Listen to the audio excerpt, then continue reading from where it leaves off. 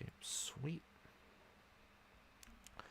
Welcome back, fellow football fanatics. It has been a long time since we've been live here on College Football with Sam, but after toying around with some different templates, getting a new headset, and talking to JTSports, who joins us today, along with some other future guests, and getting advice from subscribers, I think it's a smart idea to not stop, but rather to start this up again.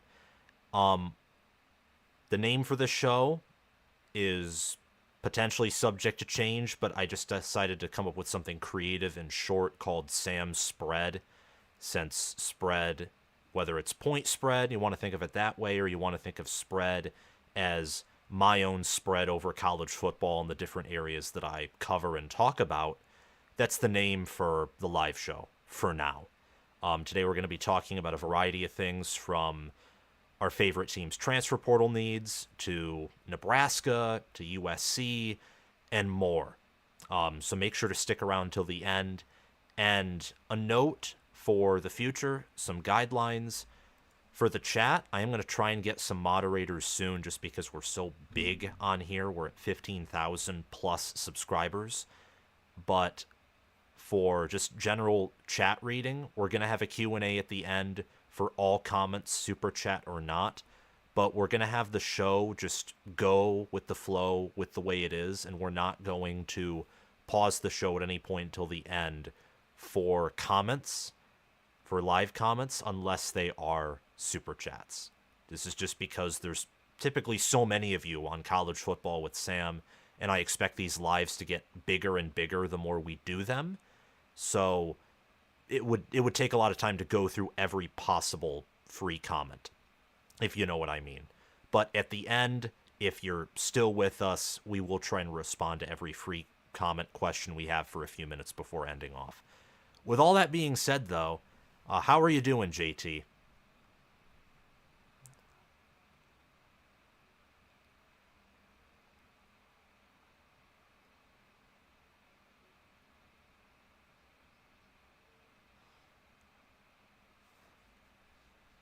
Change, man, that has to be the word of the year when you define college football, because there's a lot of change happening in this sport between the transfer portal, more conference realignment talk. FSU and Clemson look like they're on their way out. Yeah, it's definitely a lot of change going on. Yeah, there's tons of change. I apologize to everyone. I saw that JT was briefly muted, but everyone got most of that. He said he was doing well, and there's a lot of changes, and that he is focusing on the NFL draft. It seems like there's just a little bit of an echo on your end.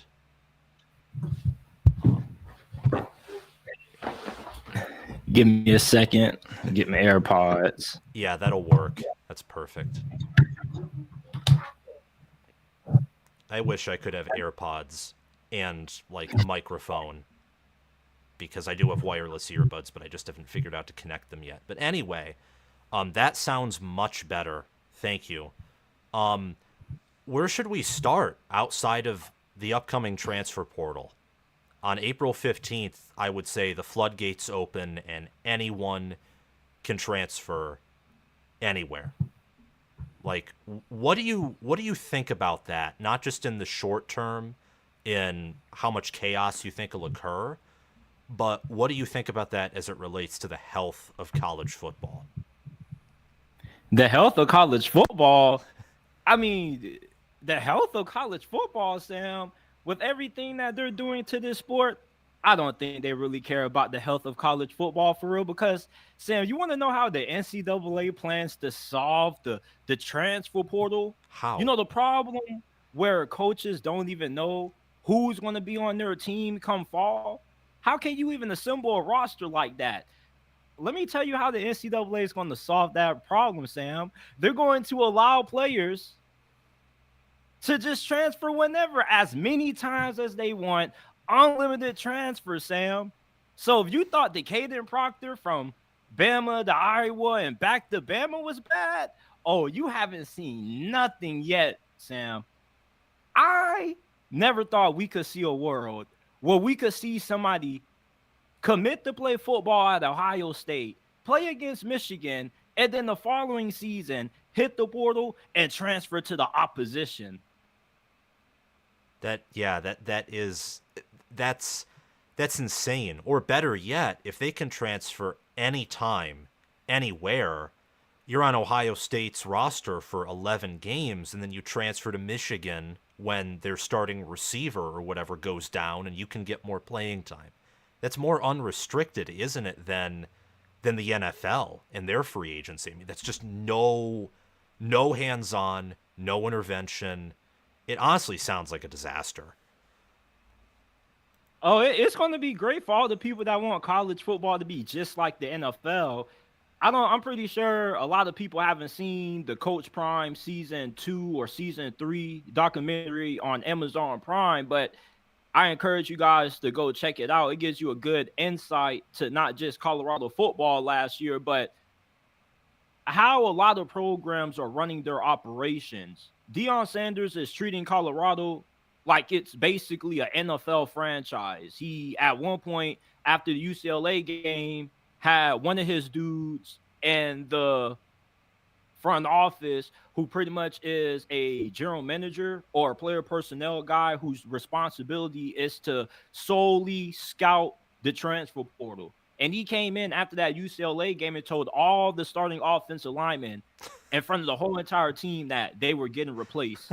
They were already looking for replacements at that moment.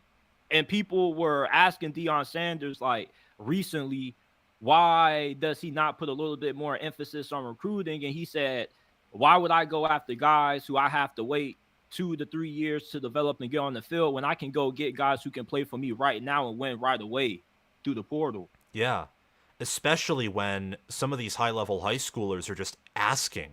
They're or not even asking. They're demanding like compensation up front when they have nothing.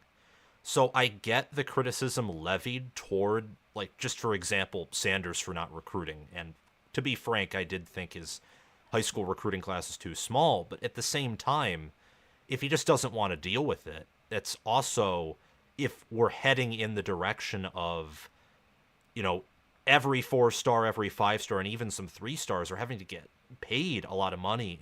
And Colorado doesn't have a ton of money. I mean, they paid Deion Sanders all they could. I kind of understand it at the same time, especially if, let's say, this year they improve, things pan out, and then it's like, okay, well, your strategy somewhat works. It's gotten Colorado to the best place it's been in a while. But, I mean, yeah.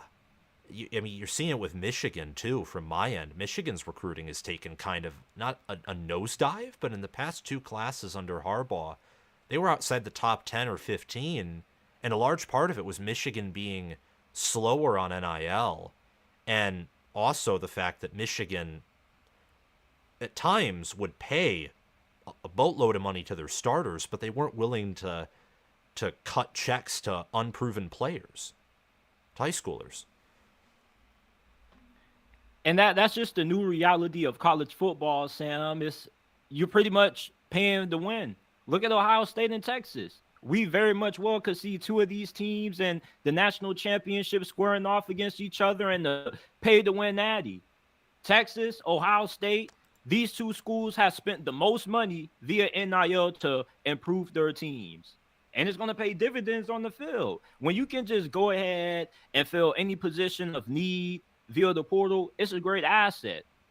But what makes it a problem for these coaches and why it's a huge problem to the future of college football is that the fans in the comment section keep saying, what's wrong with players being able to leave whenever they want to? Players having freedom to pick the best destination for them to further their careers, there's nothing wrong with that. The problem is you got players transferring out a few days before the season, and then you don't know if you even have enough players to fill a roster for that season. You feel me? Like, there needs to be more regulation and more guidelines. And to be honest, bro, you don't need unlimited transfers, bro. That's just simply ridiculous to me. You get 4 to 5 years to play college football. You should only get 2 times to transfer, 3 max if you're a grad transfer. But Yeah. we got dudes who have already played for 4 different colleges in the span of only 3 years. The Caden Proctor situation, Sam, is a travesty to college football. And it's a great example of the changing of the guards that we're witnessing in this sport today. Everybody wanted player mobility. We was all on board with it, but we didn't want it to go this far.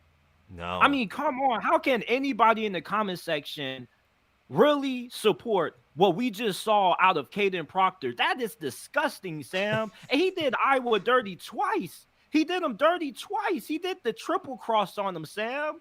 I feel bad for Iowa fans. They probably was thinking, man, we gonna have an offense this year. We got an offensive tackle, like we got a new OC in there, Sam. And then you see Caden Proctor back to his old shenanigans, bro. Iowa fans can't catch a break when it comes to the offense, man. They It's just can't. Even after the season, they still taking nails on offense, Sam.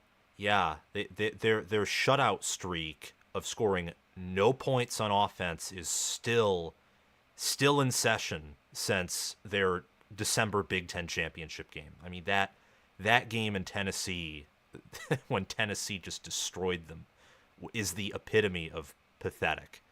I still think they'll get better on offense, just as like a side note. But I seriously had them as like a Joe Moore Award #1 O-line contender because they returned all their starting O-linemen, and then to get in Proctor, who's a high ceiling, big, like long offensive tackle. That I'm like, wow, like you have depth and you have high ceiling now, and you have a blue chipper, and every additional blue chipper at Iowa in particular matters because they have so few of them. And then he transfers out, and I'm like, oh, well, I still think you'll get better on offense, but now I can't really pick you to go 11-1, or I can't pick you to shock people this year because he's that big of an impact, and Iowa's O-line recently hasn't had a history of exactly being exceptional. But yeah, my problem with all of this transfer business is the fact that it feels like you and me who've been committed to college football channels have more commitment than some of these, star athletes who you'd think, knowing the talent that they have, would understand that in order to take, you have to give. And people will say, oh, well, coaches can move when I'm like, no, they can't. They have buyouts. They have contracts. If you want people to be able to transfer whenever they can, give them a contract. Make it so that, like, at your school, Miami, they sign to, X-year deal. If they declare for the NFL, it gets voided, but so that could incentivize them to come back, but at that point, they'll be making more money anyway at the next level, most likely. And if they transfer out, it gets voided too. So you give them a financial incentive to stay. Now, that, of course, I think would probably require the schools to pay the athletes, and that's a discussion for a different day. But does that sound like a at least reasonable attempt to stop the bleeding? Because there's going to be bleeding in this upcoming cycle for sure. Sam, it sounds like a reasonable attempt to change college football into the NFL 2.0. That's what it sounds like to me. They want to make it so we get free agency, like how we get in the NFL and college football. Cool. What's next? Super conferences. The Big Ten, the SEC. We're going to have 32 teams per conference. That's going to be the equivalent to the AFC, NFC. Playoffs, auto bids. Hell, we might just go to automatically 16 teams being in. We already have 14. Yeah. So, I mean, look, I love the NFL. I talk about the NFL a good amount on my podcast and college football as well, but there's a reason why I enjoy college football, and that's because college football is different from what I see on Sundays. If I want to watch the NFL, I tune in on Sundays. You feel me? I know when the games get played on the field, it's still college football at the end of the day, but it's not what it used to be. College football is all about regionality. You feel me? And although like this sport has become more popular, you take away the lust of these matchups when you just have so many big games. I know we have a problem with schools like Alabama scheduling like Duke and FCS, who did it and who and stuff like that. But you look at all of the great games that we're going to have this year, USC, Penn State, Ohio State, Michigan. It's like this year we're going to be so excited about these games because we've never had this amount of big games in the season before, and we're going to get them every single week. But eventually, these games are going to lose a little bit of their luster as we continue on decades down the road, because it's like, damn, like we get big games every single week. You feel me? Yeah. When it used to mean something when you had a out of conference game like Alabama going on the road to play Wisconsin. You feel me? Now it's like you're playing all the great teams in your conference. Like, what's even the point of scheduling out of conference games? You feel me? What's the meaning of having these big out of conference matchups that you don't see very often? Yeah. It's why I hope the ACC doesn't die. Like, but that at that point, at this point, that's hoping. I can't even speak English. My bad. It's hoping for a miracle at this point, which is very sad. Florida State and Clemson, barring an absolute act of God, are just out of there in due time. Speaking of the ACC, we said that we wanted to talk about our favorite team's transfer portal needs. I'm obviously a Michigan fan. I think everyone with a brain who's watched this channel once knows that because I mention it all the time. JTSports is a Miami fan, a fan of the Hurricanes, a team that up until really 3 years ago could relate to Michigan in a lot of ways because they had lost what was theirs. The Big Ten has historically been Michigan's or Ohio State's, and then Michigan didn't win it for over a decade. And Miami owned the Big East. They were epic as an independent, and they have never won an ACC championship. This year, though, with Cristobal now compounding top 10, top 5 recruiting classes, with Tyler Van Dyke leaving and Cam Ward coming in, which I think is an upgrade, with Xavier Restrepo returning at receiver. I don't know a ton about Miami, but I know enough to talk about them a little bit. You definitely know more than I do. What do you think are their portal needs, and do you think Miami is more likely to be a victim of the portal or a predator of the portal, someone to poach from other schools and not really have anyone but second or third stringers leave? We really should be a predator this year. Wide receiver, we got Xavier Restrepo, Jacoby George, two of the better receivers in the conference, but we don't have nobody else behind those guys who is proven. Now, we do have a lot of potential. You feel me? It's just that, the funny thing about potential is you don't know if it's actually always going to pan out. So I would like us to go hit the portal, bring in at least 2 more experienced wide receivers. They don't got to be nobody big, but at least somebody who has a little bit of production that maybe just didn't get a lot of playing time at their previous school, but they were a good rotational guy in a sense. They came in and made big plays when their numbers were called. On defense, I don't believe we need to hit the portal for safety. It's just that, if you were to ask me what is the area of concern, it definitely is the back end of the secondary. You lose 2 starters and James Williams, Cam Kitchens to the NFL. Not only did you lose 2 really good starting safeties, but these were 2 of the better safeties in college football last year. So even if you are able to replace those guys with serviceable starters, I think it is fair to expect a little bit of a slight drop off from that position. But overall, I don't really believe Miami has a ton of reason to really have to worry about losing a lot of guys to the portal because there still is going to be a lot of competition. And with how deep Miami is right now, you possibly could say that they could go too deep in certain positions. Maybe you could have a too deep rotation on the defensive line. You feel me? You don't really have a lot of production behind Restrepo and Jacoby George. So you definitely could maybe have a little bit of a revolving door for your wide receiver 3, wide receiver 4 roles. Overall, Miami they can only get better, in my opinion. I don't really think they can get worse by losing a few guys to the portal. Yeah. Thank you for that. Yeah, I just pulled up Miami's depth chart here while you were talking, and yeah, I think you're right. Miami, they don't lose many starters on offense, but their receiver room outside of George and Restrepo seems to be pretty young. And then running backs young too, but they had players who were young last year, and they did, I think, didn't they do just fine in the run game? Like the offense really wasn't the problem outside of Van Dyke, if I remember correctly, or am I wrong?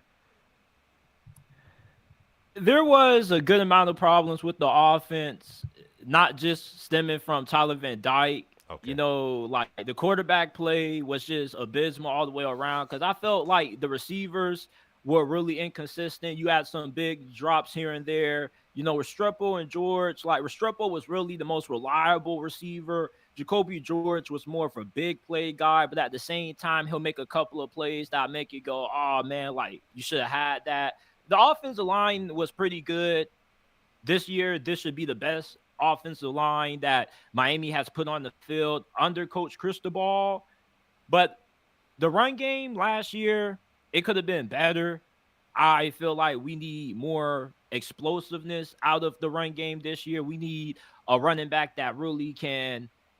We need somebody who can make like big plays, somebody who has like game breaking speed. You feel me? And we lost Henry Parrish not too long ago to the portal, and he was a pretty productive back for Miami last year. But ultimately, it's just like I think that this is a really good team, and I feel for Miami this year, they should be aiming high for the ACC championship. Yeah. Okay. That makes sense. AJ Allen is a running back who's good at Nebraska, and he was at Miami last year and still is. I think if there's someone to give some explosiveness, I think it could be Allen.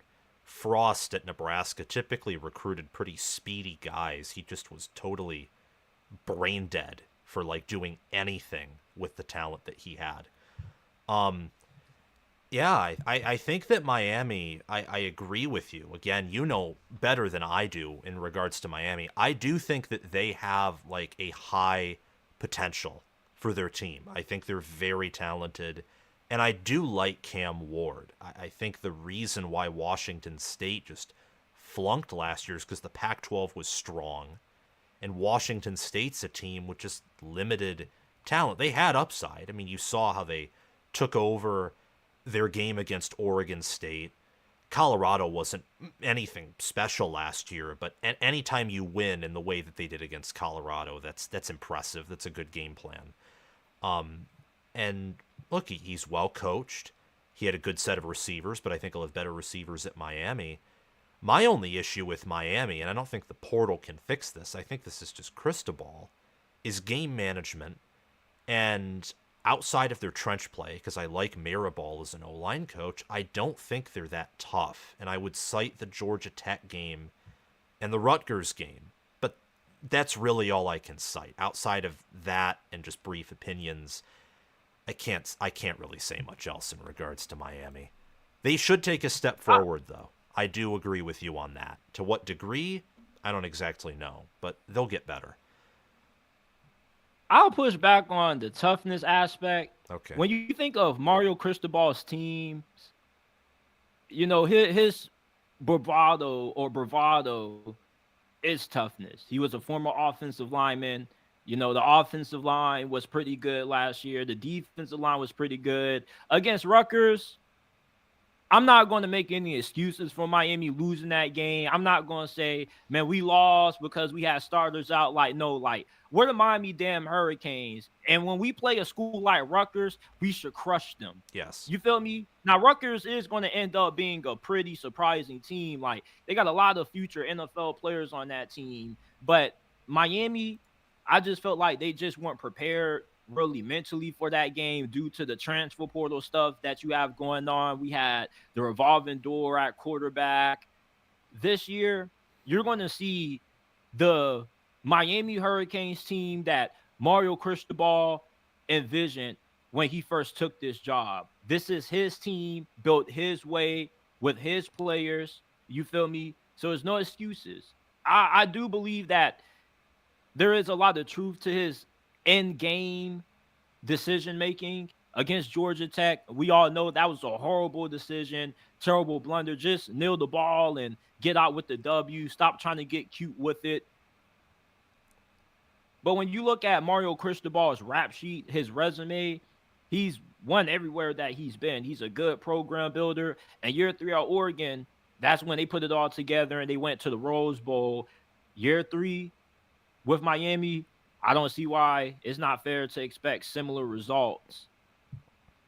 Oh yeah. I mean, you, especially with your schedule, and we can talk about this later in the show if you want to, and hint to the audience we're going to for a specific reason.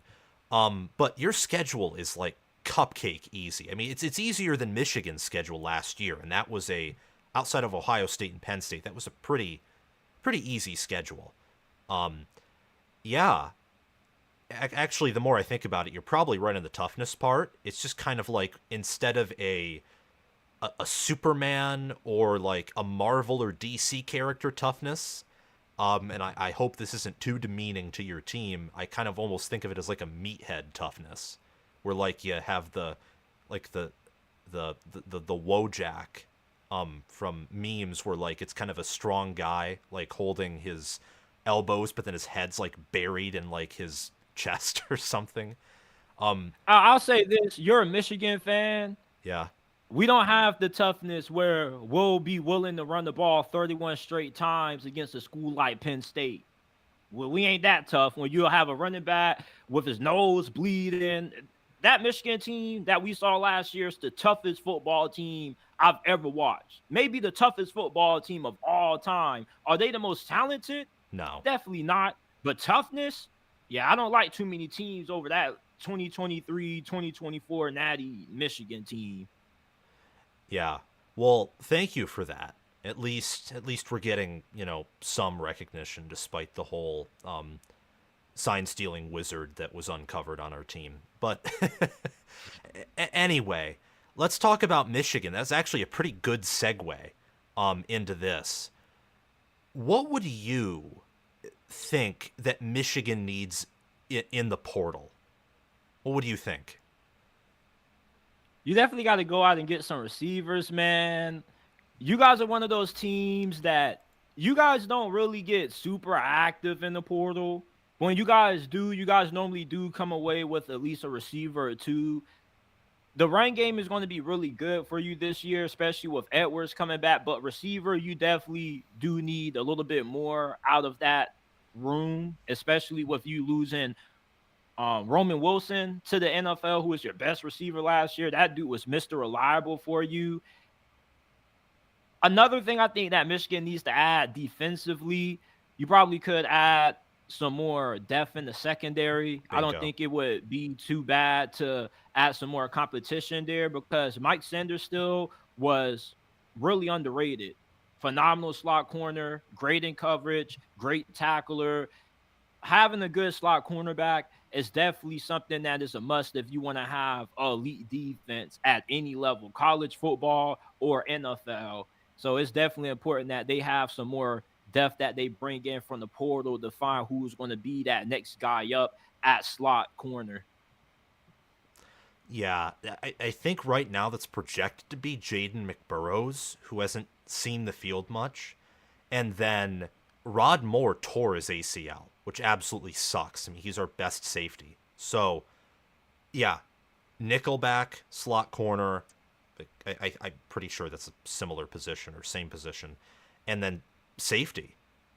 Moore being hurt. Like, I read that and I'm like, okay, we no longer have the best secondary in the country. Like, that sucks. I hope he recovers. We need to get someone in the portal at safety. And then Will Johnson, I think he's the best corner in the country. Might be, probably is the best DB in the country.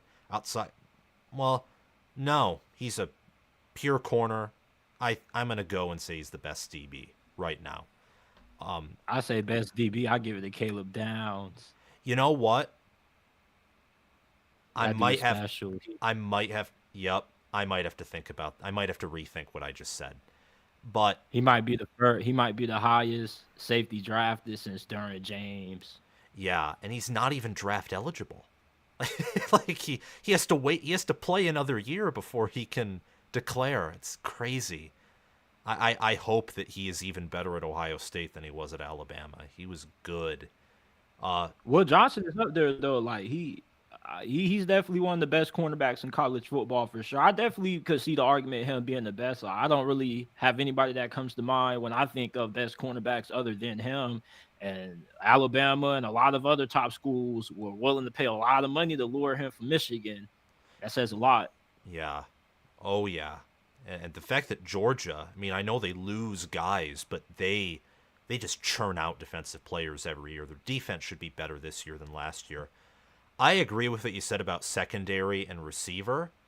I've heard that quarterback is something the staff is looking to add, and as much as I like Alex Orji and the skill set that he brings, I do think that more competition and at least bringing in someone that's proven with a decent ceiling who can stay healthy would be good.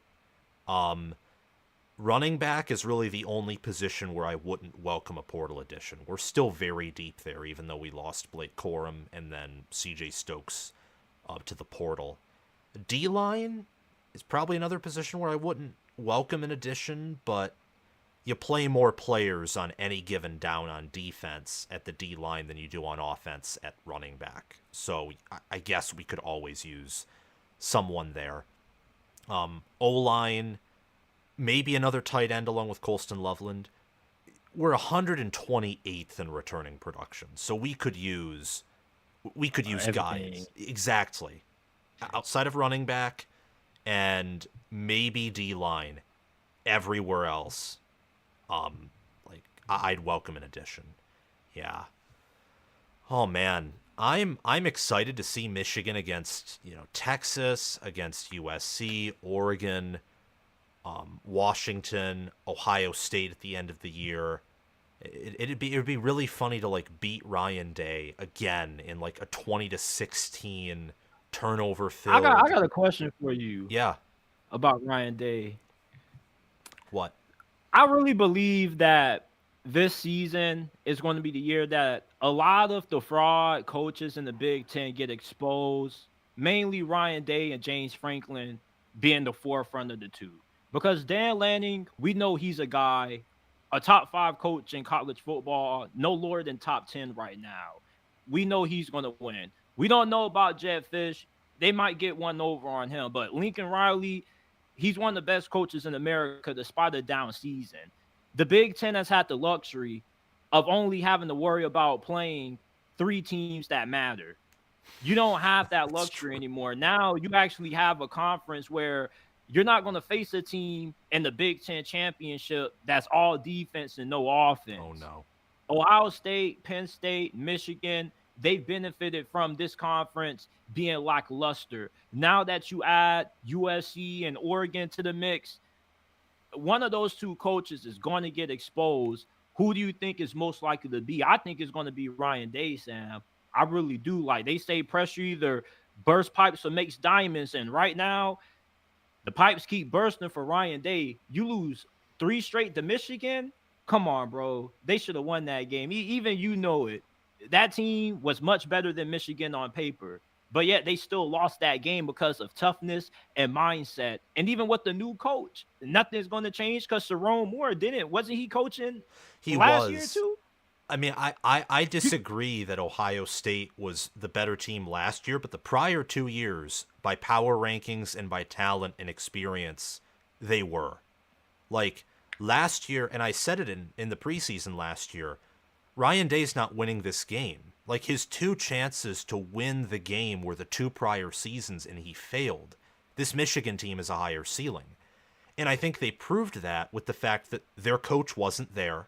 They had their OC who, he's good, but Harbaugh's maybe he adds an extra field goal to the score. And Michigan, at times in that game, the quarterback played well, running backs played well against an elite defense, but Michigan's defense did have some uncharacteristic breakdowns. I mean, Marvin Harrison Jr. is elite, their receiver core wasn't as good as it was in 22 or 21, and they were finding more holes. Now, some could say that was due to stealing signs, and in that small window, I'm not going to argue that a ton. But yeah, I mean, I think something that's happened with Day, to partially answer your question, is that he's so concerned with not losing the game that that concern is actively causing him to lose the game. And also it's making his offense worse. He has, for 2 years in a row now, tried to run the ball when his team isn't very good at it, and it's much better off just running an air raid. He just can't, which is funny because that's what he did in 21. He commanded one of the few offenses in the country that passed for more than 50% of the time. I don't think he's a fraud. I think Franklin is, but Franklin will probably be there forever. And he's a fraud in big games, outside of big games, which is what matters. Oh yeah, little game James Franklin. We all know about him. Yeah, little and medium game James Franklin always covers the spread. Like spread monster, wins. Just don't look at when he lost to Scott Frost in 2020 and you'll be fine. But Day, I think right now in the Big Ten, it's Day, Jonathan Smith, Lanning, and maybe Luke Fickell are in that tier. Like, I have those coaches, full disclosure, in my top 10. Like, those are Big Ten coaches who I have in my top 10. And Lanning, some will say it's premature, but I think with Kirby Smart and Nick Saban, tutoring him and him recruiting well, and last year's team was dominant. It had the power ranking and the competitive spirit to be a playoff team. And I know they lost to Washington twice, but Washington, while not dominant, was they were a master at taking apart any team in the country. But yeah, I think that this season's big for Day. I don't think he's a fraud, but I think that he still needs to improve in other areas. I kind of view him like I viewed Kirby, or like how in retrospect I view Kirby before he won his national titles. And I'm just kind of waiting to see if he'll break through or not. That's just my opinion, though. And in regards to Sharon Moore, I'm pretty high on him. But again, we'll get into that later. I think Michigan needs a QB. I think they need a receiver or two. That could include a tight end, preferably. An extra offensive lineman would help. And a corner and a safety. I mean, that's right there, 5 or more players. And I do think that Michigan, like Miami, will be a predator in the portal. I think the fact that Mason Graham and Kenneth Grant didn't transfer out when Harbaugh left is probably indicative that they won't transfer out, period. Let's talk about... another question for you. Ask away. Which team in the Big Ten do you think is more like... Let me rephrase that. Which team in the Big Ten do you think is going to be the greatest beneficiary with the new conference scheduling? Like Maryland or maybe Michigan State, who's been behind the big three of the Big Ten the last couple of years to have some potential to break through now if they get like a good break in the scheduling? It sucks that you said outside the top 3 because it really is Penn State. They have no protected rivalry. So their schedule rotates every year. No protected rivalry. I would say outside of them, it's probably Rutgers or Maryland, if I'm being honest, because their only protected rivalry is each other. So they're not guaranteed to have a tough draw. I would say it's one of them. If you include the traditional top 3, I would say it's Penn State. But those 3 teams overall. Good question.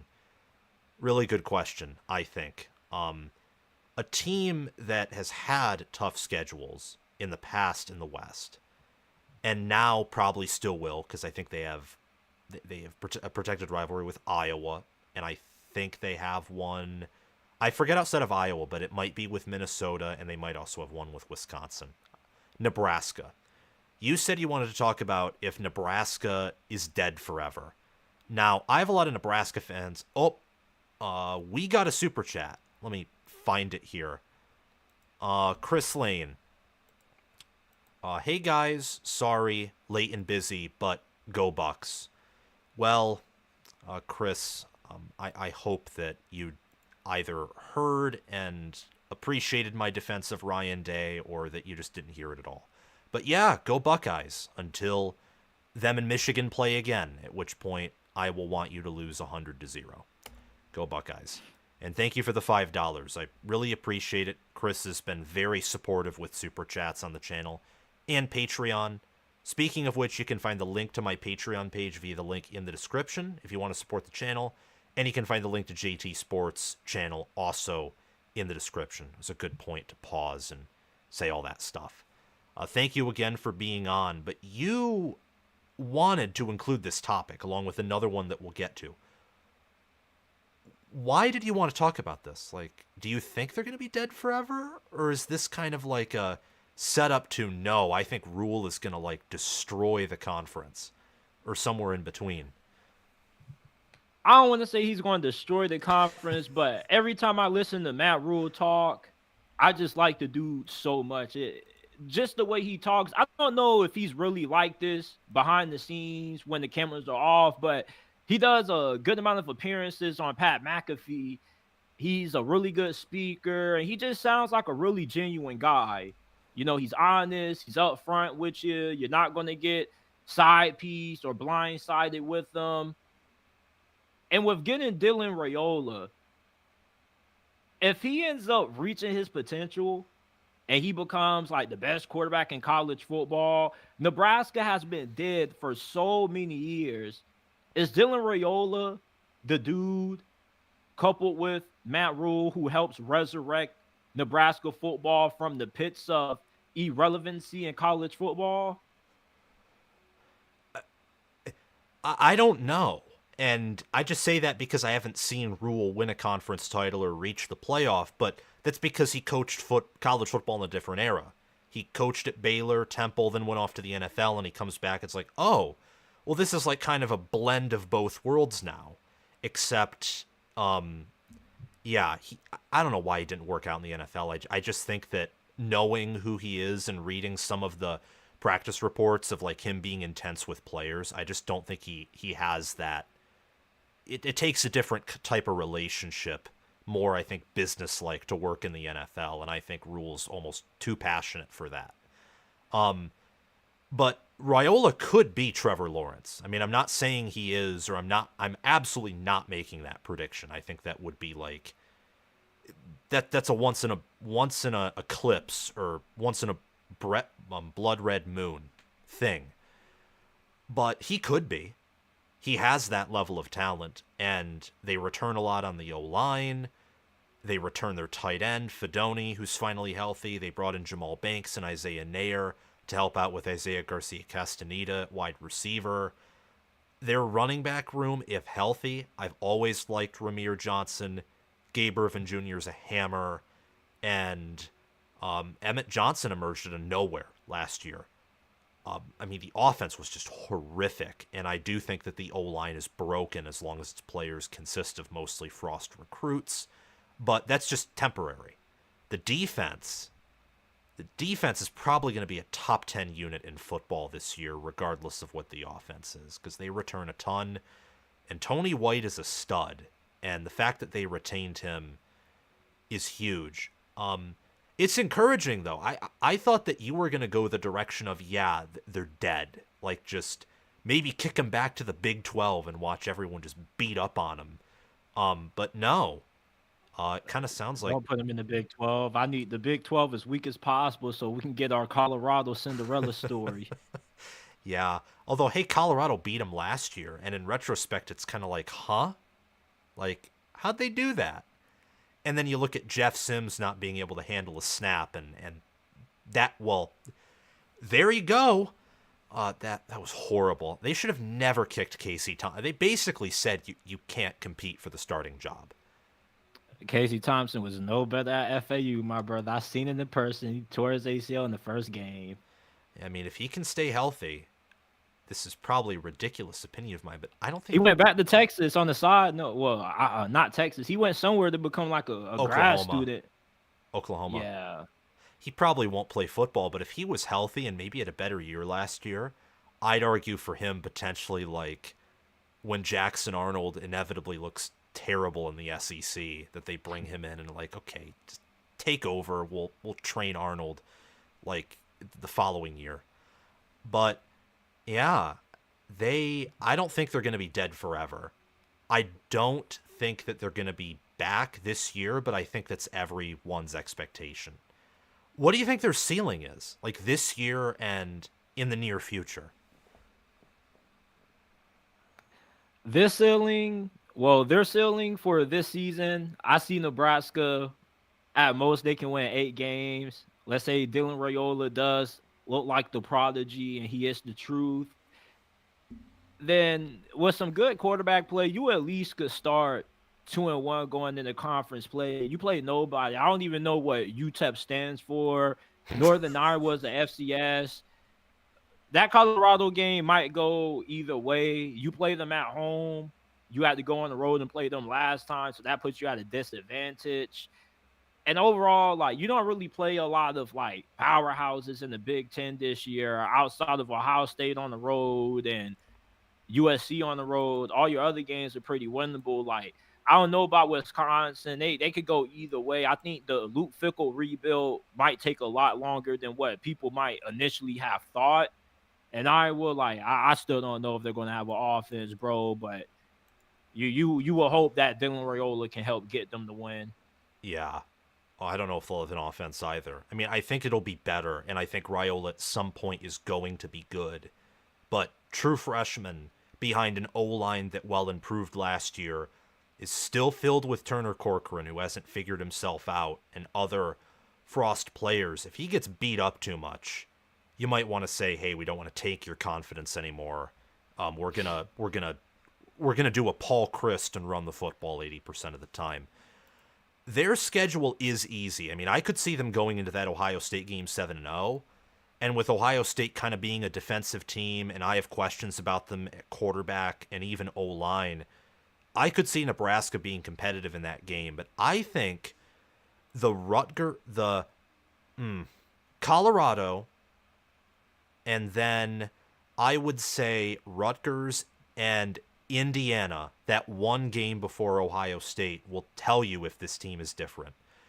Indiana's after the bye week, and it's before Ohio State. And that game, especially with Kurt Signetti and his entire staff going over, to me that screams trap game, like right before Ohio State. And Rutgers is tough, and Colorado, they have so many athletes that if the secondary isn't improved compared to last year, you could get a game where, in terms of game control, Nebraska kind of dominated, but Travis Hunter and Shadur Sanders and Dylan Edwards, maybe with a better O-line, just get a few big plays. So it's kind of like Iowa State, Kansas State last year, where Nebraska's 40 minutes of TOP, but Colorado wins because one play, 75 yards, touchdown. But I'm inclined to agree with you. Their ceiling isn't Big Ten championship, but I'd go a little higher. I'd say with that schedule, it could go 9-3, max. I'd say 10-2, but that's just my opinion. Do you think that Rule will win a Big Ten championship? It's kind of very speculative, but do you think he will? I don't think so because you have Oregon, who definitely is going to be top 3 in this conference for the foreseeable future. USC is such a powerhouse when they get rolling.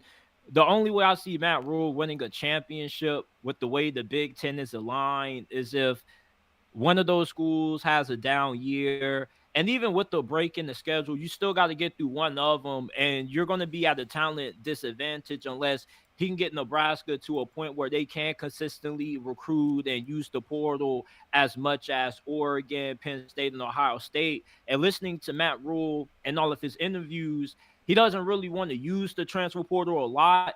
He wants to build his team from recruiting and only use the transfer portal when necessary to fill necessary holes for right then and there. I believe Matt Rule will be good enough to get Nebraska back relevant, where the fan base can actually have a reason to be happy to watch the team again, and possibly maybe they come close to making it into the college football playoffs. Hell, maybe they got a year when they sneak in, but ultimately, if he can't maximize these next couple of years that he has with Dylan Raiola, his chances are going to be fairly thin. Now, if he can make it work with Dylan Raiola, even if they don't win a conference championship and he can continue to recruit good quarterbacks, that definitely can change. And Nebraska does have an underrated NIL structure, but Oregon, Ohio State, they're just so big of a monster when it comes to NIL and recruiting that you're just automatically at a disadvantage when you play them every time now. So unless like you can really get your NIL back in to the point where you can bring in maybe a top 15 class where you got majority of hits in there and you get a good year out of Dylan Raiola down the road, maybe you could possibly pull off that upset. But it's really tough with how the Big Ten is right now, when with all these other big schools, if they hit their ceiling and they're chugging on full cylinders, it's really hard to match up with these other schools. Yeah, my answer to my own question would be undecided. I do think that the former Pac-12 schools will have a little bit of a, outside of maybe Oregon, I think those other three are going to have a little bit of a painful adjustment in one sense or another. Doesn't mean they can't compete for a playoff spot this year or the next year, but there'll be something that is kind of like, oh, well, that hurt. They're recruiting well, they're utilizing the portal well, and they developed well both defensively and on the offensive line offensively last year. I think Nebraska did. So I think you can go either way. I don't think there's a wrong answer to that right now. I mean, it's hard to have a wrong or right answer when you're speculative. But like, if you asked me if I thought that Minnesota or Iowa was winning a Big Ten title, I'd just no, like absolutely not. But Nebraska, it's a little more tricky than that, I would say. Another team in the Big Ten that you wanted to talk about, and I'm honored that you asked a lot of questions and wanted to talk about a lot of things about the Big Ten. USC.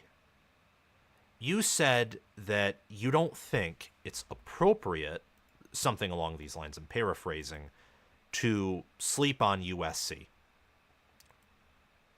What do you mean by that? Yeah, bro, I gotta come on here. This is a Big Ten channel and defend USC's honor. They're a Pac-12 team, and a lot of Big Ten people, not saying you are one of them, but feel like since they're a West Coast team, they're from Cali, they're soft, they're a finesse team, and they don't have what it takes to be a great team in the Big Ten. I gotta strongly disagree with that. Look, in terms of how they're going to match up front, okay, like there definitely is going to be a big adjustment period for Lincoln Riley, but people seem to forget Lincoln Riley's track record. This dude has put numerous offensive linemen such as Creed Humphrey, Cody Ford into the National Football League, and this dude knows offense. No team in the Big Ten has a receiver as dynamic as Zachariah Branch outside of that receiver that everybody's talking about for Ohio State, but I haven't seen him play yet. But Zachariah Branch, you talk about an underrated non-quarterback who could win the Heisman next year. He has a lot of similarities to DeAnthony Thomas and Tavon Austin. All right. You have a really good quarterback and Miller Moss, who was going off against Louisville in the Holiday Bowl. Lincoln Riley knows offense. Okay, let's not overthink this. Just because he's going to a different conference doesn't mean that he's just going to lose all the offense. All right. Is his offense going to be putting up 40 against Michigan and Penn State's defenses? Probably not, but I don't think they're just going to be, dismantled and just torn to shreds by these defenses. The defense, with Deanne Lynn taking over as the defensive coordinator, this is going to be a really good defense. Are they going to be top 25 defense? No, but they definitely have the capability to be a top 50 defense. The talent is there for USC defensively. Okay, they just re-recruited Bear Alexander to the team from hitting the portal. Crazy, you got to do that now. The talent's there in the secondary. All they need is the coaching. I'm not worried about if this is going to take a few years to work out, because we saw with Jim Knowles at Ohio State, his defense wasn't good right away. It took his second season for the defense to hit its gear under him. But with D'Anton Lynn and only one season at UCLA, he took a bottom top 88 defense and turned it into a top 15 defense in the span of 1 year. There's no reason why he shouldn't be able to do the same thing at USC. That's why they stole this dude from across the street. And the last thing I got to say before I let you go is that, people keep saying that it don't matter who Lincoln Riley hires as his defensive coordinator. It's a mentality thing. You're a Michigan fan, Sam. You remember how many times Jim Harbaugh changed the offense? He went from pro style, then when they got Shea Patterson, went to a spread, and then said, you know what, F the spread. I'm going back to what I know works, old smash mouth football.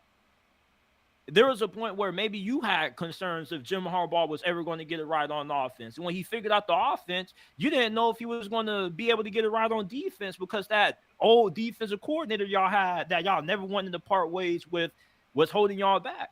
So great coaches, sometimes it takes them longer to make changes. But Lincoln Riley, we can all agree, is a top 10 coach in the sport. That's the worst season he ever had. All this dude does is win.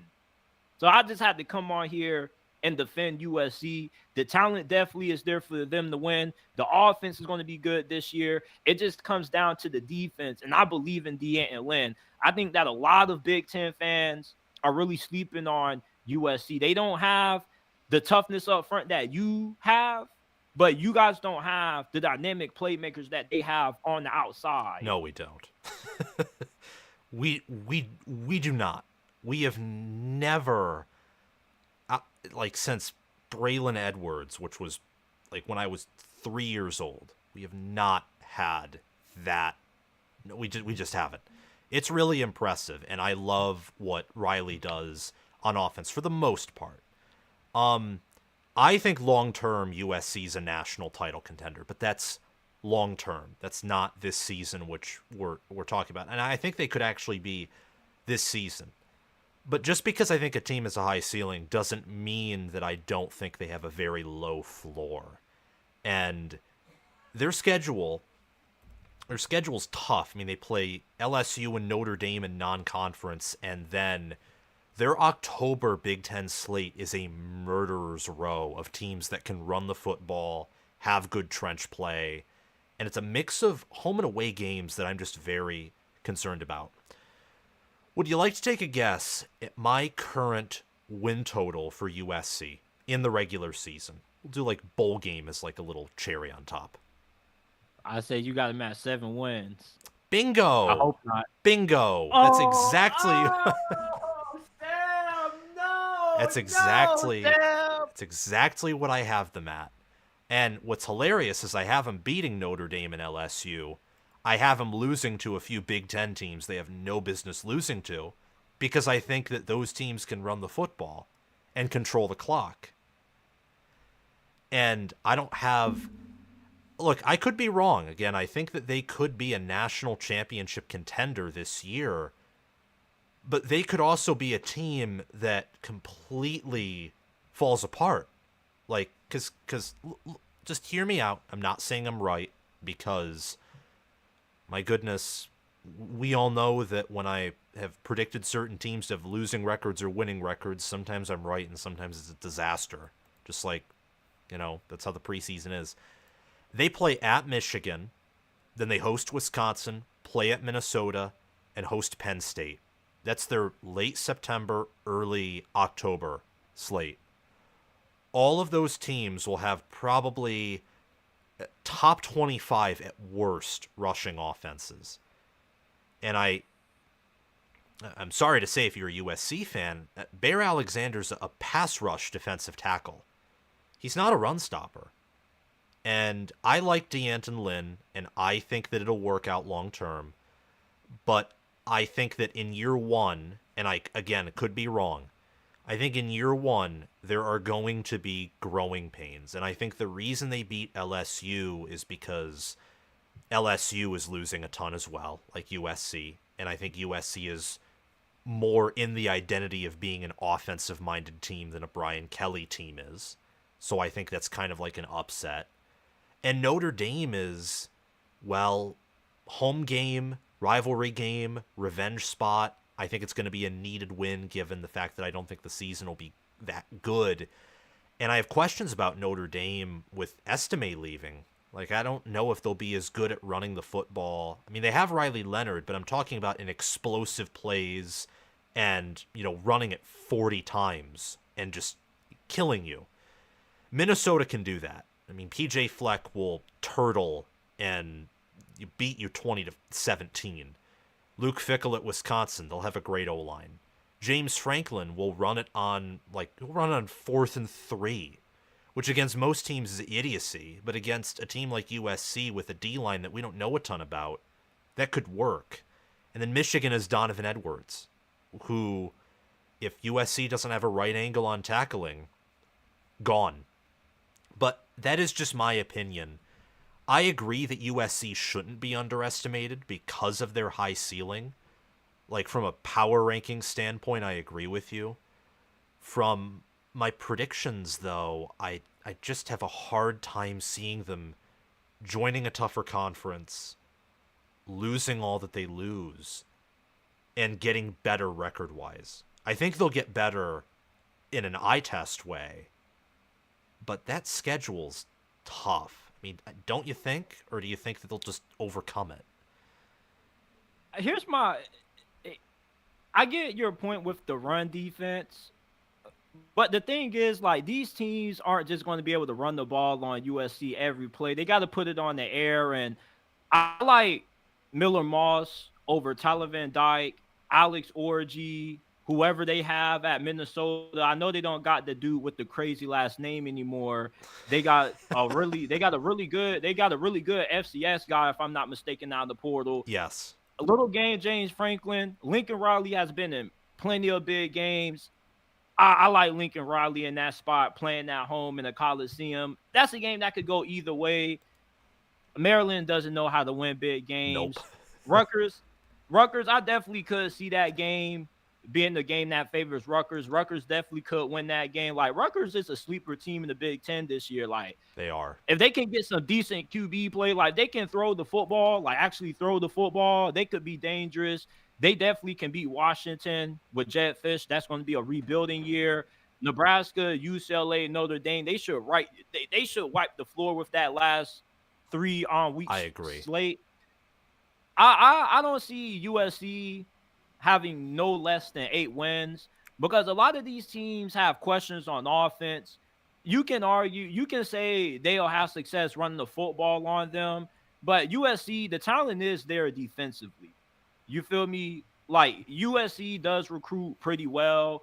Now, are they going to be able to, stop the bleeding when they go up against a team like Michigan that really has their identity built on toughness and physicality? Absolutely. But outside of the run defense, I like a lot about USC. I like the coaching. I do feel like they got a coaching advantage in a lot of these games. Sharon Moore, I do like the brother, and the brother did show that he can win big games last year, but it's a completely different team now. You're rebuilding the team from scratch. You got a lot of new faces at a lot of different positions, and Michigan is one of those teams that they don't just relock and reload. It probably is going to take y'all at least 2 years, the fastest, to get back to, Big Ten contention. Wisconsin is like, we still don't know about Luke Fickell, and I don't even know about their offensive coordinator for real. Phil Longo. Phil Longo. I don't know about him either. His offense didn't really look that good. Like, they had the Bruchel guy, right? Shane Bruchel? Oh no, Tanner Mordecai. His And he successor. was supposed to be great. Yeah, he was supposed to be great, and he was a massive disappointment. And they had the running back, but I don't really know how committed they are to running the football. It's just a lot of these teams, you can say that they have the run game, they have the physicality, but they got just as many questions as USC outside of Penn State. Penn State, it really just is, can James Franklin win a big game on the road in this environment? With USC, something that they have that the Big Ten is going to have to adjust to is the kind of speed that they're going to have when it comes to their perimeter. The only team in this conference that has ever had the kind of arsenal USC has had from a skill standpoint has been Ohio State. Yes. Ohio State, what they've lacked has been, the physicality up front. So I do agree. I just think that this is the year, though, for Lincoln Riley. He's going to have that defense figured out with D'Anton Lynn. They're paying that dude a little bit too much money for it just to be like a 2-year process. Like, they need this dude to produce instantly. And I think he is, because the talent's there. Yeah. I think at linebacker and at parts of the secondary, and maybe defensive end, there is talent. There's talent to work with. Yes. And again, I think they can win it all. Riley, it's so interesting for me because I think he's a really good OC. Actually, probably one of the best play callers. Good QB coach. Last year showed he's even better than Day at coaching QBs. I don't know what Kyle McCord was. I think if he stayed around, he could have been a really good QB, but that was not good. And Riley's never had a QB that bad under his belt. But the last team that tried to get all outside of Ohio State, and I loved what Ohio State did with Stroud. In fact, I think they've hurt themselves by moving away from that. I think they should have stayed with that and just said, we should get better on defense, but we can't change anything about the offense. Because I don't know. I think their offenses have regressed ever since 21. And at times that's along with the defense, but in particular last year you saw that hurt them. It put them in a position where Penn State could be stupid and in that game. Or where Indiana, it's like, Indiana's not this good. Like, what's going on? Nebraska is the only other team I can think of who like tried to get like cute and fast, more so fast, because cute's almost like an insult. They tried to get fast. They tried to institute what Frost did at Oregon and UCF, and it just blew up in his face. Now, I think Riley's much better than Frost. However, the Big Ten is just, they'll have to adjust to it, but I've seen in these title games like Georgia Alabama 2 years ago, or Georgia TCU, or Michigan Washington, physicality beats speed, and USC needs to get physical. I mean, if they don't get, and I think that's probably the point where we disagree, is not on their potential, it's on the fact that that you think the defense will be physical and the O-line. And I don't think it will. And I think that will bite them against a team like Minnesota, who isn't as talented, but is more physical. But here's the thing, though. Okay. Even though these teams, like, I'm not going to say Minnesota could be better than USC up front this year, but I still believe that USC is more talented up front than the majority of these teams because of the recruiting, where they're located, how they've been utilizing the transfer portal.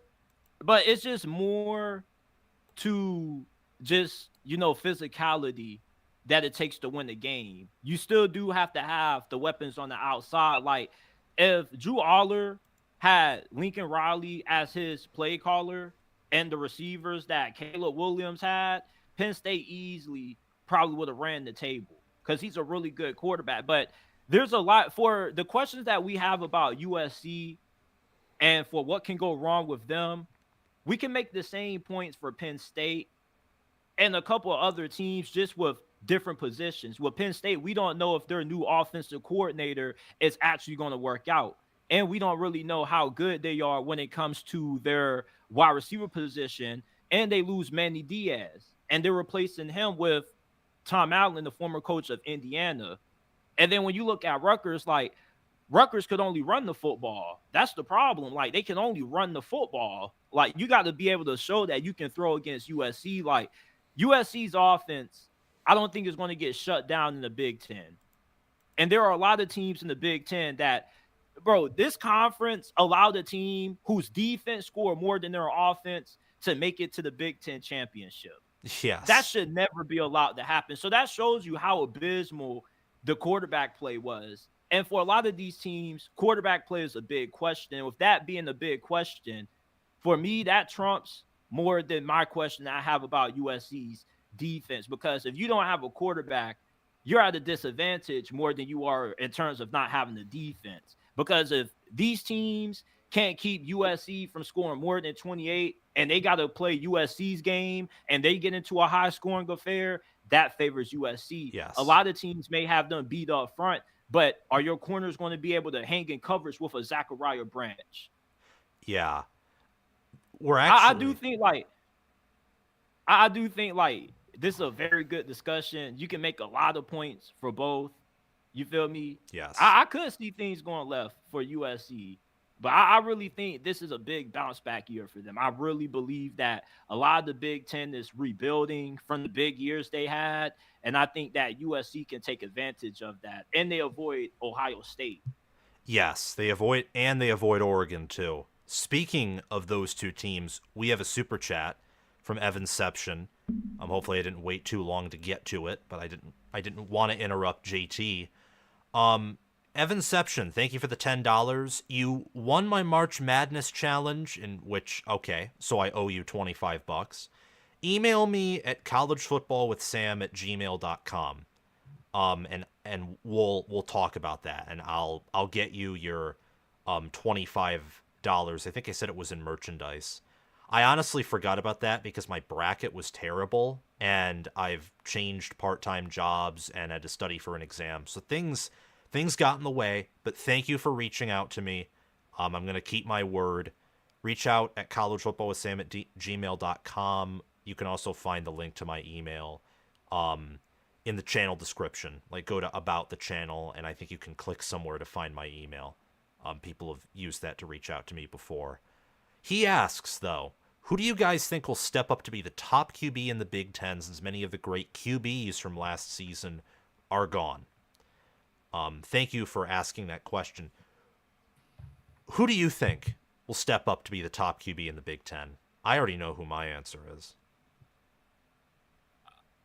I'll go Drew Aller. Drew Aller showed a lot of promise. I felt he had a really good season. It's just he had a really bad game against Michigan and a bad game against Ohio State too. Like he just looked off. I actually do think that's a possibility with Kotelnicki. I do think Penn State's offense is going to be ridiculous, and there's a part of me that wants to pick them to like do well. And I think I've said to people before, and even on the channel, that if they just didn't have Franklin as their head coach, they would be my natty pick. Like, just remove Franklin, put in another head coach who's a better game manager, keep the staff and the roster exactly identical, and that would probably be my championship pick. Either them or Georgia or maybe Ohio State. But they would rise to that tier. But I just can't trust Franklin. I think Aller's going to be good. I'm going with Miller Moss at USC. I think that part of me thought about Dylan Gabriel, but I don't think Gabriel's ceiling is elite. I think Moss has the potential to have that elite ceiling. He's not a scrambler, but he can be like a Baker Mayfield in college, I think. Riley's used quarterbacks who don't scramble as much before. Look at Spencer Rattler, who, that's not a very admirable comparison, but look at Baker Mayfield too. And he balled out in the Holiday Bowl. So my answer is Miller Moss. I don't think that JTSports' answer is even bad at all. I think that might actually be a better answer than most people think. If someone said like Gavin Wimsatt, I would laugh, even though I think that he could get better. Rutgers, by the way, if Wimsatt just plays like an above average QB, they could be a 2021 Michigan. Like they have the underrated receivers, they have the O-line, they have the battering ram at running back, and they have the defense and special teams. All they're missing from that Michigan team, and 21's the tight end, and they have a QB who's more mobile than McNamara. That's who I don't get why Nebraska just doesn't go to, not Nebraska, but Rutgers just doesn't go to their NIL back and to be like, hey, like, give us 500,000 so we can go get us a quarterback. I think it's because Wimsatt has a high ceiling. I've watched moments of him where he like puts perfect touch on the ball and has good arm strength. He's just raw. Like he needs. I thought when they got him, he was going to be able to take Rutgers football to that next level. I was like, ooh, they got a nice little 4-star recruit. Okay, but it's just every time these 4 or 5-star guys at quarterback go to a program like Rutgers and you have hope that they can resurrect it, they show you why these programs have been dead for so long. Yes. Oh yeah, like it poor recruiting or poor development, or the fact that Greg Schiano had to build the thing up from, he had to build the foundation back up to. He had to burn everything, remove the foundation. It's really good a job that he's done there. Now you all have been on here, some of you, for like the whole hour. We're reaching the end of the show, and then we'll get to the Q&A. What we want to talk about now is something that we saved for the end. This is our 12-team playoff predictions. You all know mine. And upon doing more research over the past several weeks, mine will probably change. But I'm waiting until after the next portal period to make changes to my record predictions and all that different stuff, because it could be chaos. And some teams who are on here that I think have like national title aspirations could fall off, and I think, oh, well, maybe you can win your conference, but not much else. Explain your college football playoff bracket, and then I'll explain mine. Yeah, so where you want me to start? You want me to start from low to high or high to low? Low to high. That's how I like to do it. At 12, out of the American, I got Tulane. Tulane, they look like the best G5 school in America. They did lose Willie Fritz, but their new head coach was talking about how he ain't come to take no backseat. Like, they trying to win and compete for championships and not conference championships, not participation trophies like what UCF hangs up, that fake national championship banner. I don't care if it's official. It ain't real. But Tulane, you know, that head coach definitely has me believing that they can definitely be the G5 school that gets that auto bid as the highest rated G5 school, and they get the 12 seed. At 11, I have to go with USC. Like, listen, USC is going to shock a lot of people this year. They are going to have a really good offense. Miller Moss, really good inside the pocket. He has a really fast release, goes to progressions really well. That defense should be drastically improved. The talent's there. They just need the right coaching. Dan Lynch should put them in the right spot. At 10, many people are sleeping on the Tide, bro. Like, I get that losing Nick Saban is a big loss. Kalen DeBoer was the best possible replacement that they could have hired for Nick Saban, man. This dude is a prodigy. He was winning national championships when he was coaching NAIA. He won when he was at Fresno. He won the 2 seasons he was at Washington. He did more in 2 years at Washington than what Chris Peterson did multiple years there, including making a national championship with the roster that wasn't even his. You mean to tell me that he can't do that at Alabama? They don't lose too much. Yeah, they lost some high-profile names to the portal, but they didn't lose like half of their team. So I think that Alabama is going to get in. Jalen Milroe, it's scary to think about what he can do under Kalen DeBoer. Utah comes in at number 9, and no, they aren't the auto bid. I don't got no win in the Big 12. Colorado's going to get that auto bid. I will explain myself later. I promise you I will. Utah has a great team. I think they'll just be a one-loss team only because they'll slip up to Colorado. Clemson, this is their bounce-back year.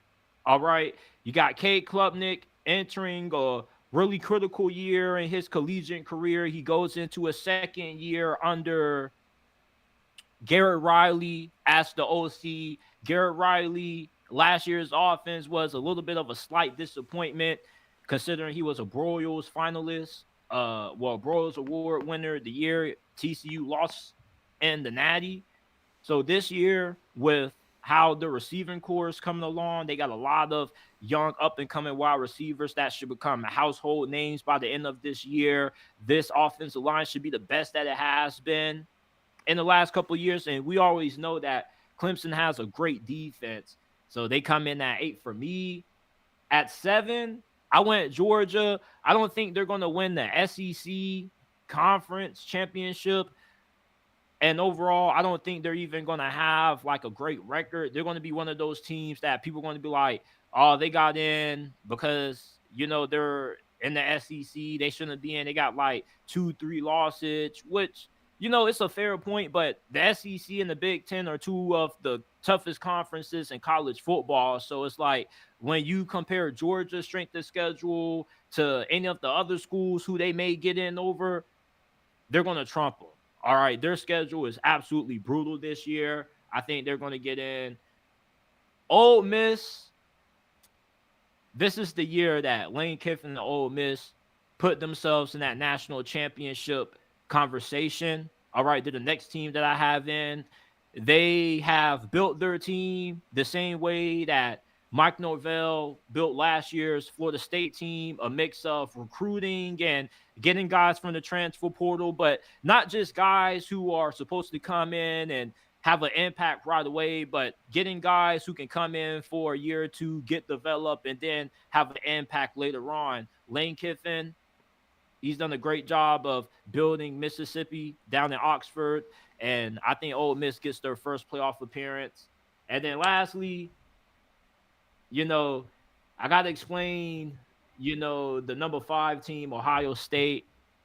I wanted to put them over Oregon, but I think Oregon is going to come in and win the Big Ten this year. I think Ohio State would be right behind them. I think they only got 1 loss. I don't like Ryan Day a lot as a coach, but he got Chip Kelly as the OC. So that's going to change a lot for me. And then with the final 4 teams, Colorado at 4.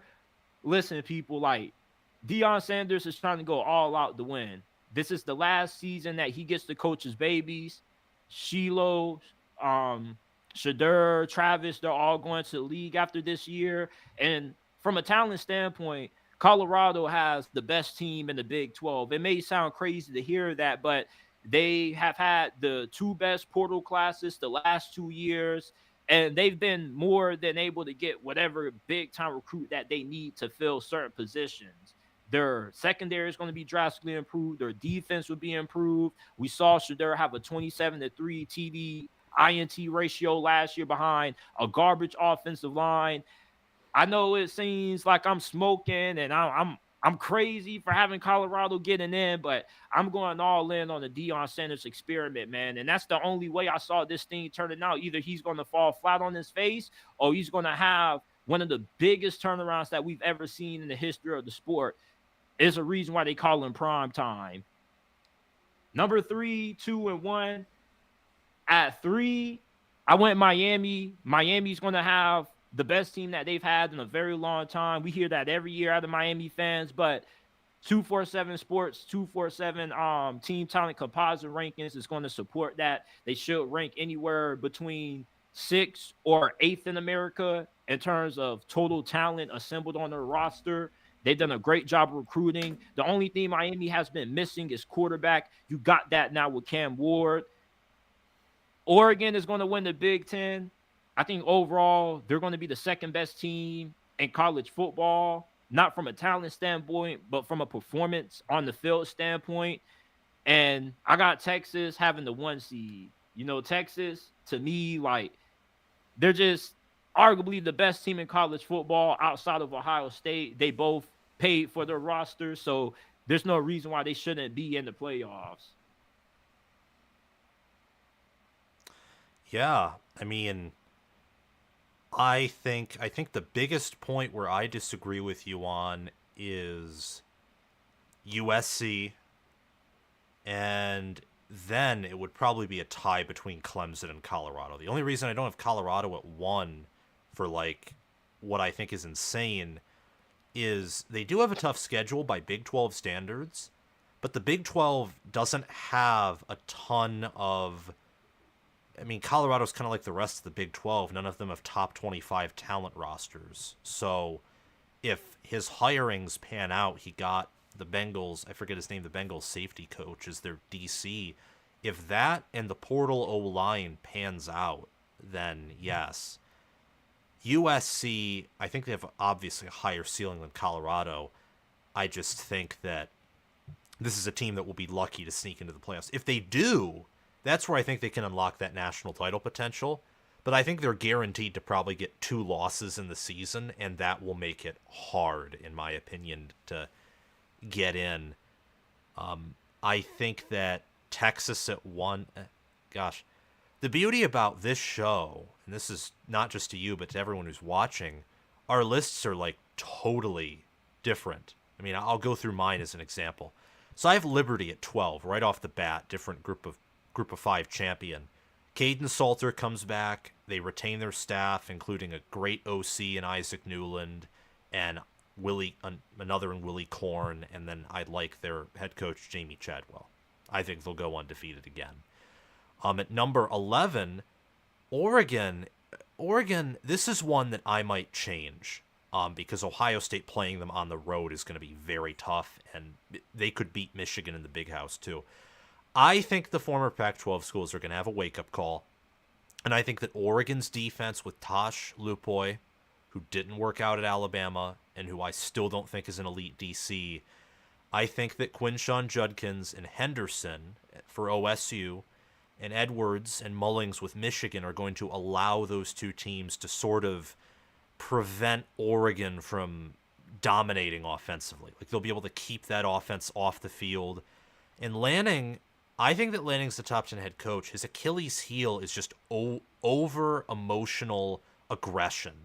And against these defenses, that will not work. I mean, those defenses maybe it'll work at times, but it's kind of like a James Franklin type of aggression where you just mindlessly go for it on 4th down. It's kind of like Walmart Dan Campbell, honestly. Is what it is. And like, Dan Lanning would be the type of coach to go for a 2-point conversion after taking a false start penalty, and you're doing it from 7 yards out. Like, there's a place for that, but I think it bites you in the butt, and I just have questions on defense for Oregon at places. At 10, I have Texas. I agree with JT, at least, that Texas will make the playoffs. I think they have enough talent to do that. I think that Georgia is going to be tough, very tough for them. Michigan, I could see them beating Michigan. I don't think it'll happen, but, you know, people can agree to disagree with that. And I say that because Michigan returns a lot less than Georgia does. It's early in the year. We don't know about these teams yet. I mean, that will be a game where we discover sort of what each team is. But with Texas losing Sweat and Murphy, all they were good at defensively was stopping the run. And now your best run stoppers, and I think even some of their linebackers, are gone. And their secondary isn't proven. So what does their defense look like? Here's the thing, Sam. You can't say that about Texas because all the issues they had last year are fixed. You want to know why? Because they paid for all the players that they need in the transfer portal, man. Like, they bought their team. Like, them and Ohio State should really have, like, flawless teams. Like, they got so much money flowing down there in Texas. They buying up everybody, Sam. Look, they're good. They're great.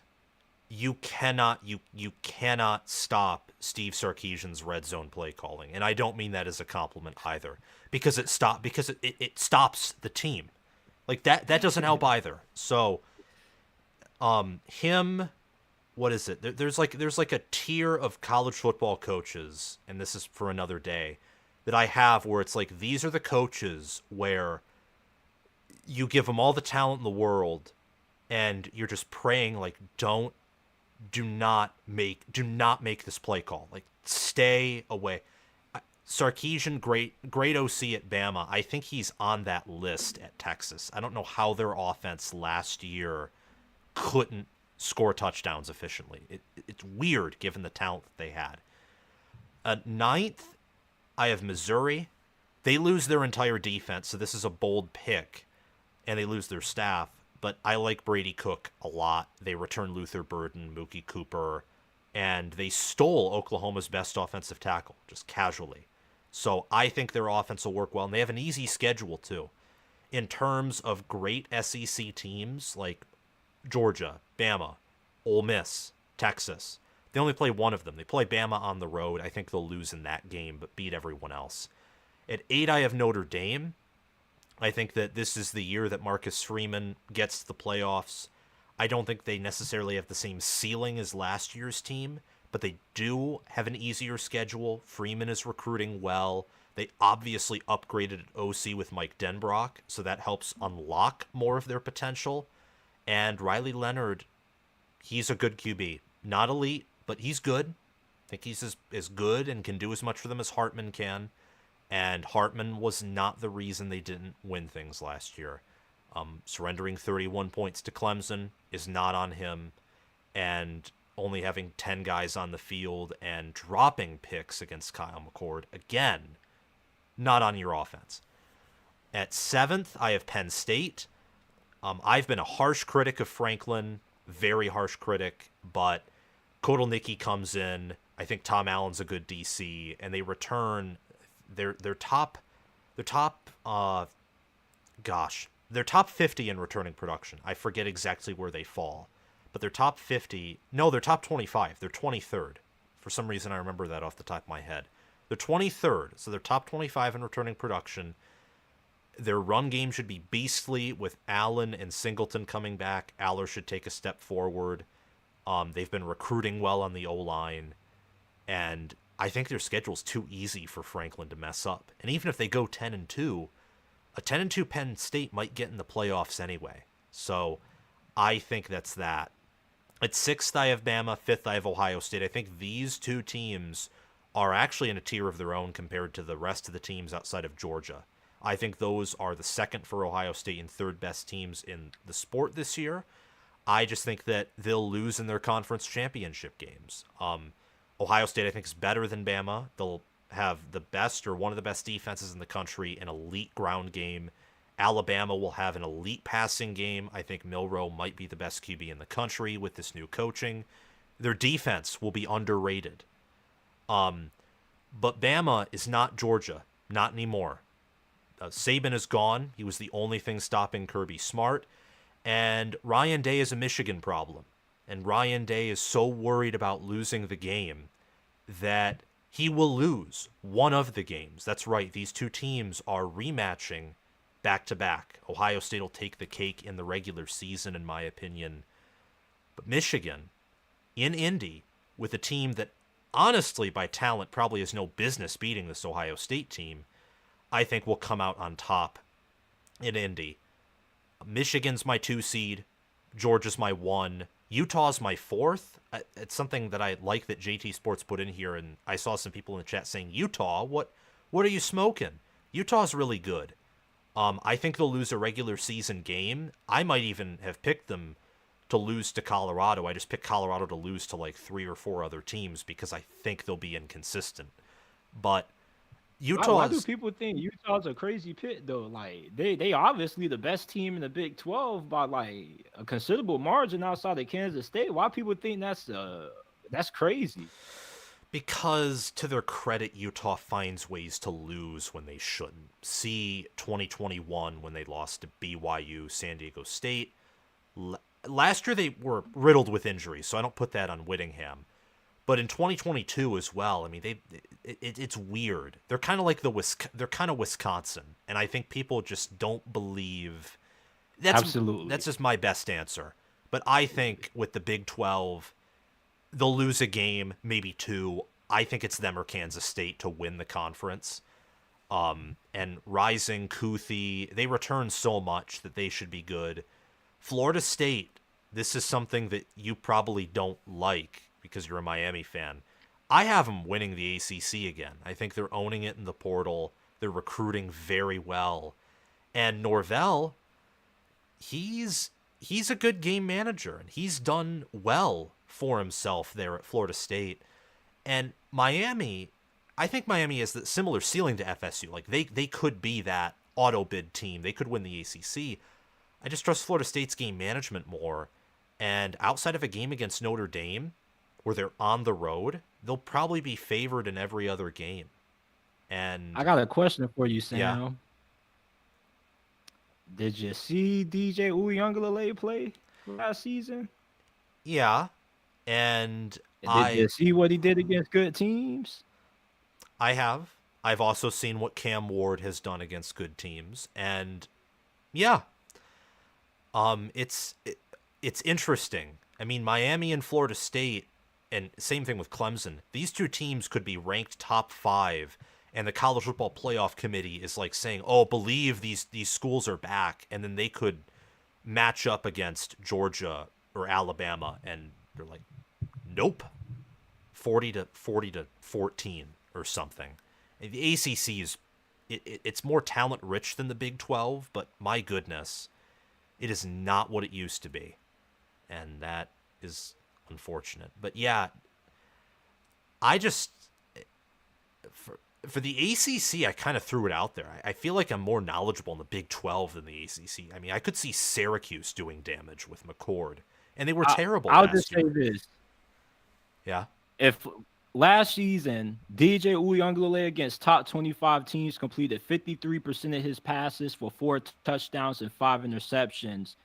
Cameron Ward against the top 25 completed 66% of his passes, 9 touchdowns, 4 interceptions. Like, then I DJ Uiagalelei, like, a lot of people, not like, FSU surprisingly is the only one I disagree with for you, because it's just like all the other ones, shoot, your playoff look way better than mine. I ain't gonna hold you. People in the comments section got me feeling bad. It said Colorado at 4, all credibility lost.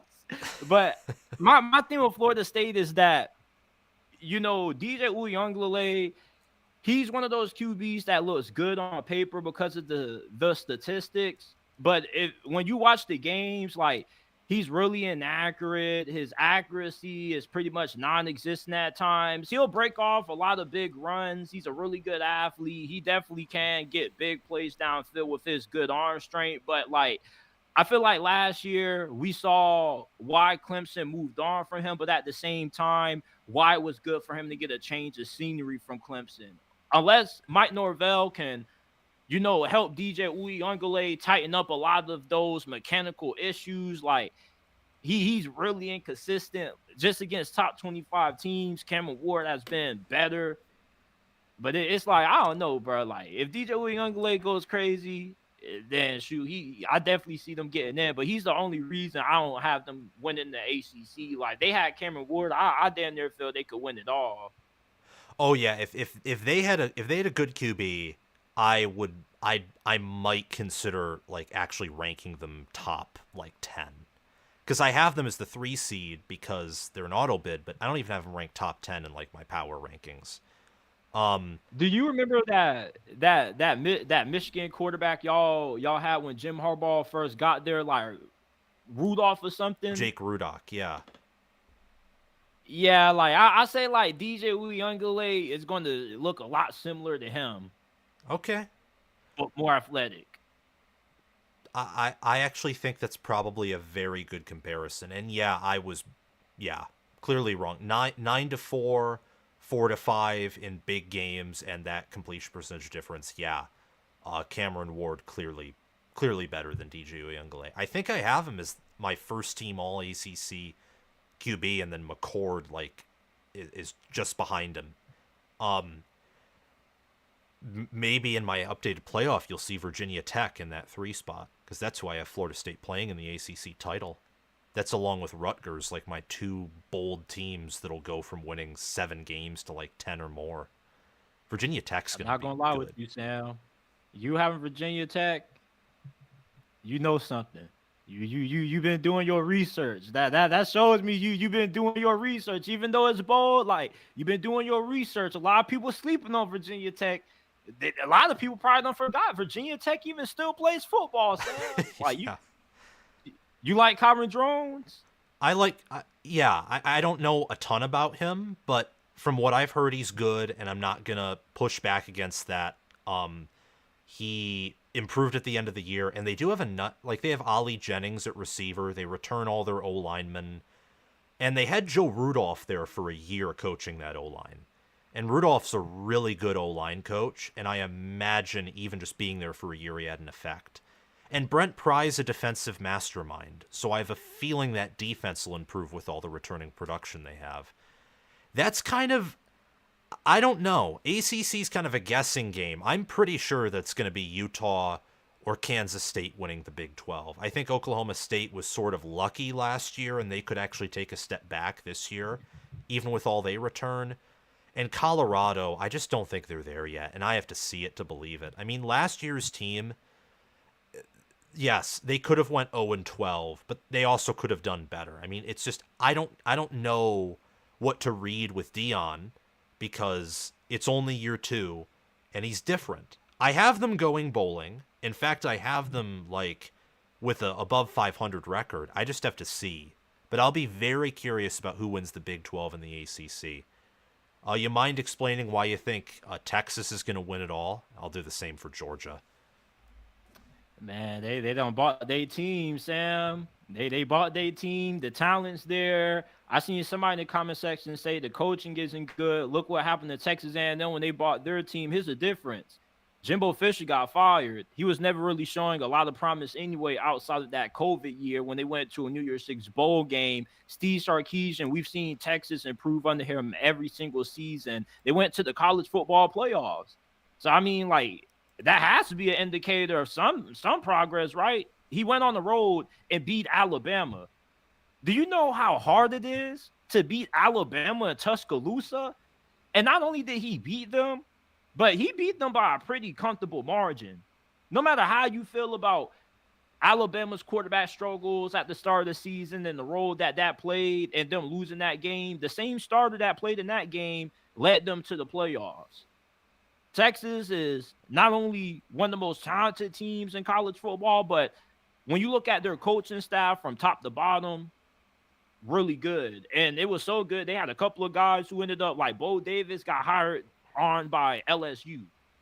So I think that Texas, even though the SEC is loaded, pound for pound, they're probably the best team in this conference just because Georgia, yeah, they're good. They have a lot coming back, but Texas, they got more explosiveness on offense, I say, than what Georgia has. And you got Quinn Ewers coming back too, so that's a plus. And you're going to have the best offensive line in college football. Sam, the majority of the starters on Texas offensive line was part of that recruiting class that they brought in back in 21 that was rated the best offensive line class in college football that year. Most of those guys are still there, and they're going into their second, third years as starters. So you look at the O-line that could be a finalist for the Joe Moore Award this year as well, and that defense should be improved because they were going in the portal and just getting all the top guys at those positions. So I think Texas from top to bottom is the best team in college football,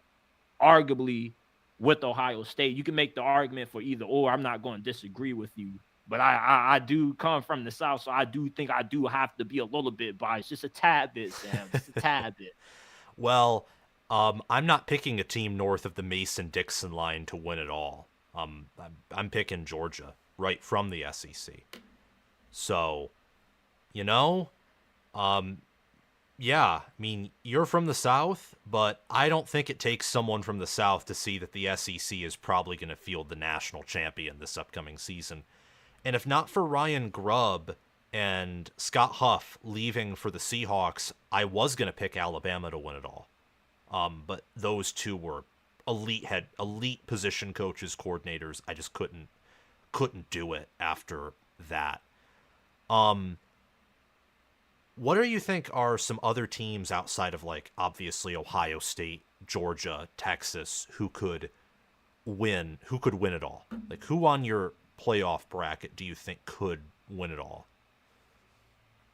Ohio State definitely, and I seen somebody in the comment section say you buy talent, not team, at least in football with it being connected team sport. Just because you have guys don't mean you got a team. Like that is true, but at the same time, like you got to have guys if you're going to be able to win a conference that's deep and talented, that's the SEC and the Big Ten. And it's like the teams that have spent the most money in college football have been the teams that kind of have been the furthest in the postseason. Like last year's the first time in years, like we got a national championship with a team that didn't rank in the top 10 of recruiting or 247 sports team talent composite rankings. When you look at this season, though, I definitely believe that a team like Ole Miss that took a similar approach of, getting guys out of the transfer portal with their NIL that were big names, but also getting some guys that they could bring in, develop with recruiting is the reason why they're in the position that they're in, where they have a legit shot to win the SEC. Like Ole Miss being able to win it all, it isn't hype. It isn't, them being gassed up. This is actually a really good team. And their win against Penn State in the Peach Bowl, I think that pretty much solidified Ole Miss as a team that definitely has risen a rank in the terms of the national championship hierarchy. They definitely are in that tier 2 along with Penn State as a team that they got the talent to do so. The question is, can they just get the right bounces to go their way to do it? So I definitely like Ole Miss. I like Miami and Oregon because the talent's going to be there for Miami. If the coaching is there, I think Miami definitely can win it all. They got a really good team. And Oregon, like, I don't think they're as good as Ohio State, but I do think that they are the second best in the Big Ten this year by a pretty big gap. Well, I won't say big gap, but I'll say like a moderate gap. Just because like they don't really have too many holes, too many questions. Like you got a lot of familiarity on the coaching staff, no new coordinators. You just got a new quarterback, but we know what Dylan Gabriel does. And Oregon has recruited so well that they've gotten to that point where they just relock and reload. That makes sense. Yeah, I agree with you on Oregon. I agree, obviously, on Ohio State, Georgia, Texas. Ole Miss, Ole Miss is, I can't yet, but I do think they'll take a step forward. And Miami, I'm sorry, and maybe it's hypocritical, but with Mario Cristobal, just can't do it. Why you don't like Mario? It's the game management, and I don't. They're recruiting well, and they're doing. I don't know. I mean, the reason I'm saying I'm hypocritical is then I'll turn around and I'll tell you I think Penn State can win it all, which because Franklin's also a bad game manager is either a bit of hypocrisy or I have some speculative insight that's valuable. I mean, it's probably a mix of both, but I think Penn State can win it all. I think that Georgia, I think the Big Ten has a lot of teams that can win it all, but their average level of play isn't going to be as high as the SEC's. Like, I think Penn State, Ohio State, Oregon, Michigan, I think they can, but I don't think that all of those teams will be elite this year or have the potential to be like a greatest of all time caliber team. And I think Georgia, Alabama, Texas can win it all. I think, dare I say it, I almost think that LSU can. I didn't have them reach the playoffs though, so I'm not gonna go into that. That's basically it. I don't think anyone from the ACC or Big 12 can. If anyone from the ACC can win it all, it'll be Clemson if they use the portal, and I don't think they will. So, I mean, Dabo would rather lose 4 games a year than touch the portal and win it all. But sadly. at the same time, though, Dabo Swinney had some questionable in-game decision-making last year. I know we remember how that Florida State game went. Oh, my gosh. The 3rd and 1, you've been running on Florida State all day, screen pass, loss of 1. It's just, what are we doing? Like, what is... This is what the air. That's. I mean, Sweeney approved that call. That's Garrett Riley. Like, what has the air raid done to college football? Like, you're gonna pass a screen on 3rd and 1 when you have Will Shipley in film off. It's ridiculous. Yeah, I think Georgia's gonna win it all because they're top 50 in returning production. Carson Beck is an elite quarterback, and they've recruited the best. They've also used the portal well, and Kirby Smart's the best coach in college football.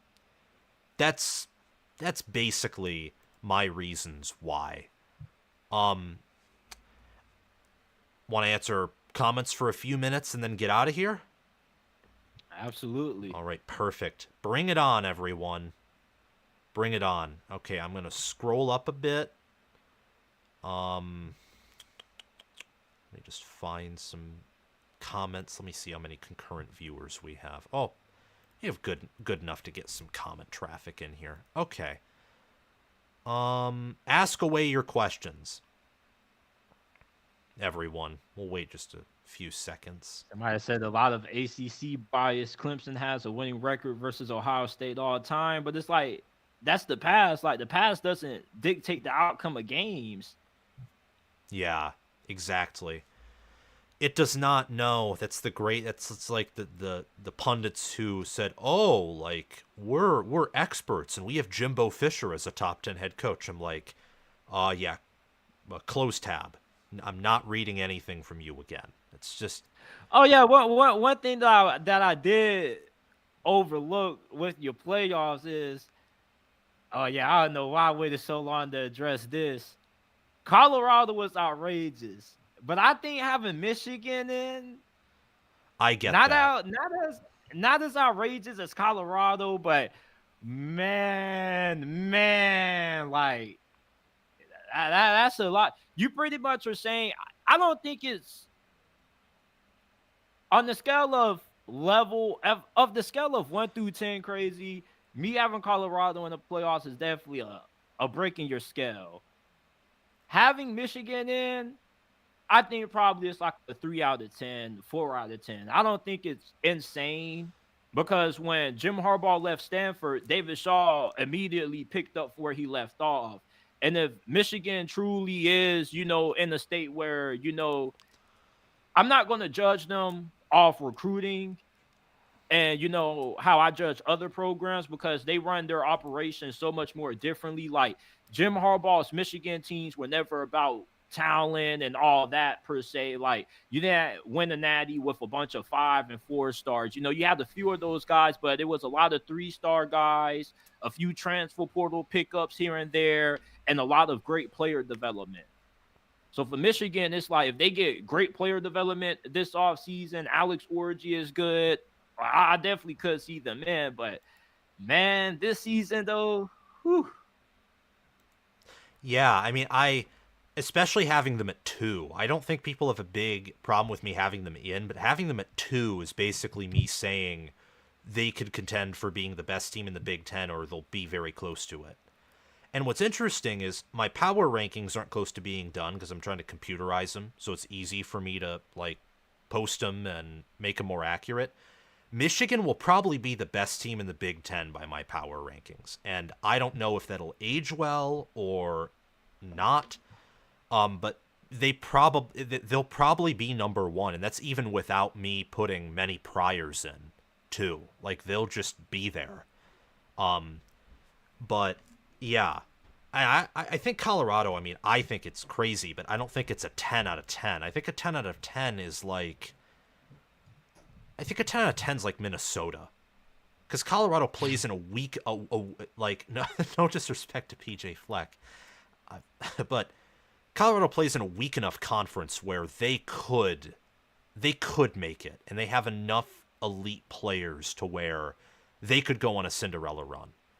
A team like Minnesota or like Maryland, for example, like absolutely not. Like they're not making it. Someone, Armand Hammer, who's not someone, he's been a long time sub of the channel. What's your opinion on North Carolina State University? I'll let you only answer this one. I don't know much about him this year. NC State, they're one of those teams that You remember how people used to view Wisconsin. What if we had the expanded playoffs back then with Wisconsin? That's what NC State is. They're one of those teams that they're rising. They definitely are bubbling, and you wonder if they can break through and kind of like exceed where people believe their program limitations are. For Wisconsin, back in those glory days under Brent Bielema and whatnot, they were always one of those teams that you knew they were going to be good. You knew they were going to compete for the Big Ten championship, but you never viewed them as a team that could possibly contend for a national championship. That's kind of a little bit where NC State is at, but a notch down. It's like they're always one of the more consistent teams in the ACC. I don't really say they're always in the middle of the pack. They're always above the pack. But can they get into the ACC championship game? Is the actual question. Now, I thought last year was going to be the year that NC State finally made some noise, but Brendan Armstrong wasn't that good. They got Grayson McCall, and they did get some pretty good finds in the transfer portal. They do have a good amount of production returning too. And in terms of their schedule, you know, it's not the toughest, but going on the road to beat Duke is definitely going to be a really big game for you. That's pretty much the biggest game of the season for you outside of playing UNC at the end of the year. But you also got to play Tennessee, but you got them at home. So that's the problem with NC State. It's like they always look like a good team that could break through, but I don't know if they're going to be able to get that win against Tennessee or Clemson or UNC. Like, it's always a couple of games that seems to always go wrong for them where they end up just missing out. Like last year when they played Notre Dame, they got slaughtered, and they got slaughtered against Duke and Louisville. So the best teams they played last year, they lost, but they did beat Miami. So it's like NC State, they got to beat the best teams in the ACC this year. They didn't do that last year. That has to change. Yeah, I sounds good. I mean, I don't know much about NC State. The only thing I know about what you said is that Manny Diaz is not a good head coach. So, another thing too. Yeah, Mac Brown's done now that Drake May's gone. I'm convinced of that. I don't think Matt Brown is done because he does have a good track record of QBs. Before Drake May, he had Sam Howell, and Sam Howell was balling out as a true freshman. I am a little concerned about North Carolina's QB situation. The QB that I saw in the bowl game for them, like it was a little bit up and down. He looks like a way better runner than he is as a thrower. But I won't say they'll be done. I definitely expect them to make it to a bowl game. But as far as the hype that people have for UNC, you know how people view them as one of those programs that if they get the right coach, they could become a contender. Yeah.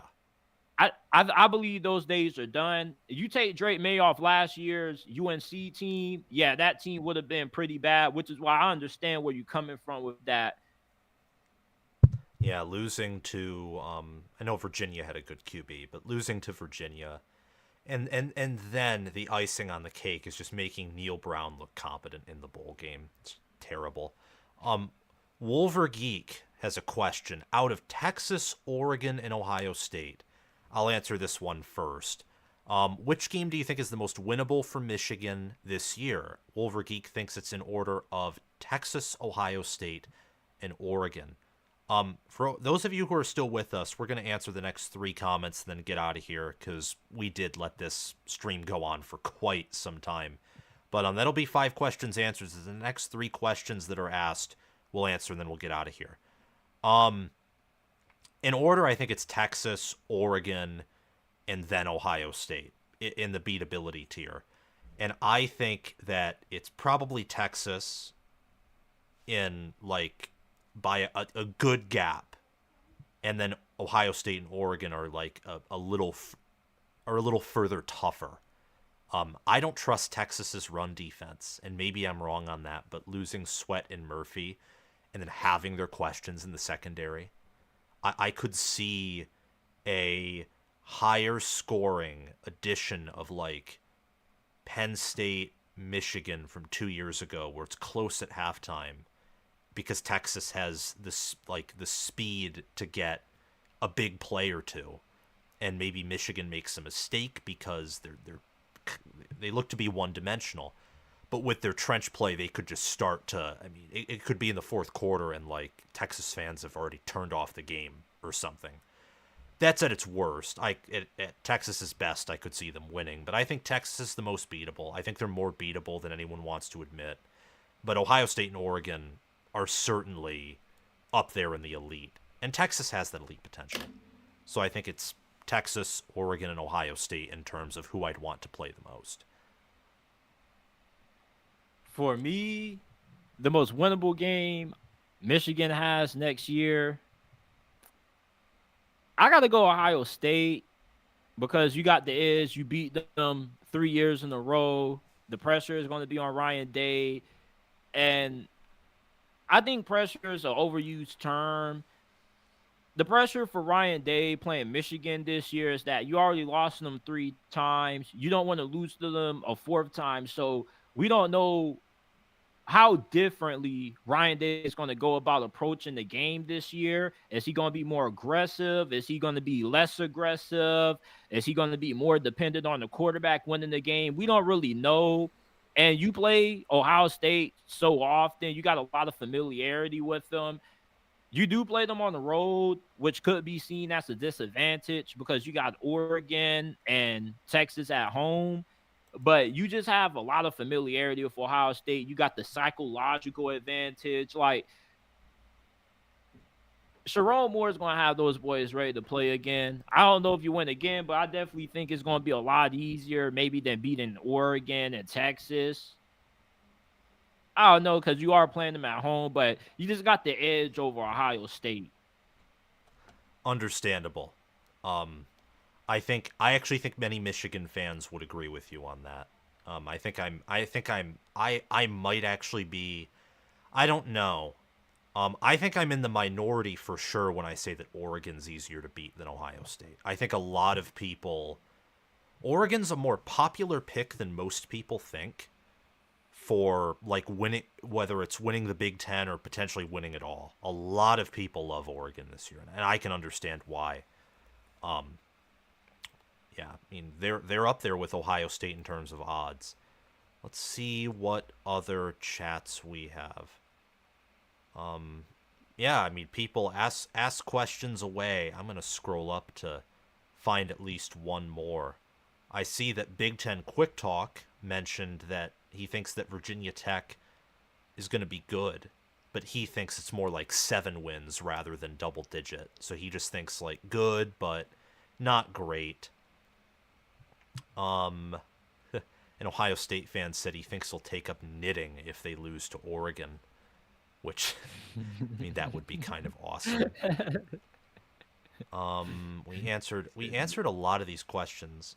I want to say to Chimichanga Guy, I don't know if you're on here. You just briefly popped in. If you aren't, oh well. Hopefully things get better with your family. Seems to be you're very busy, but it's okay. I guess I say that because he's super chatted a lot and been very engaged. Yeah, I mean there are things that I like about going to the immediate super chat response, and then there are things that I don't like I can't engage because not everyone can afford it. But that's maybe something I'll do occasionally as Q&As. Where everyone regardless can ask questions. I'll just try to blare through them. Yeah, I think we're good, honestly. People don't seem to be answering or not answering questions but asking, which makes sense because it's really late. It's people are going to bed now. It's 9.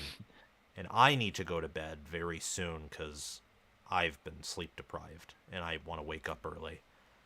So thank you all for coming on here. Thank you, JTSports, for joining us for 2 hours. Our next Appreciate stream, you having me. Yeah, our next stream will be shorter. My next stream, even next week when I have another guest on, will definitely be probably closer to an hour 30 or an hour. But I like talking college football, and thank you all for coming on. Remember to like, subscribe, hit the notification bell, and comment your thoughts. Thank you guys very much for being on, and make sure to check out JTSports channel 2 in the description, where there's a header that I have which shows his channel link. Should be pretty obvious.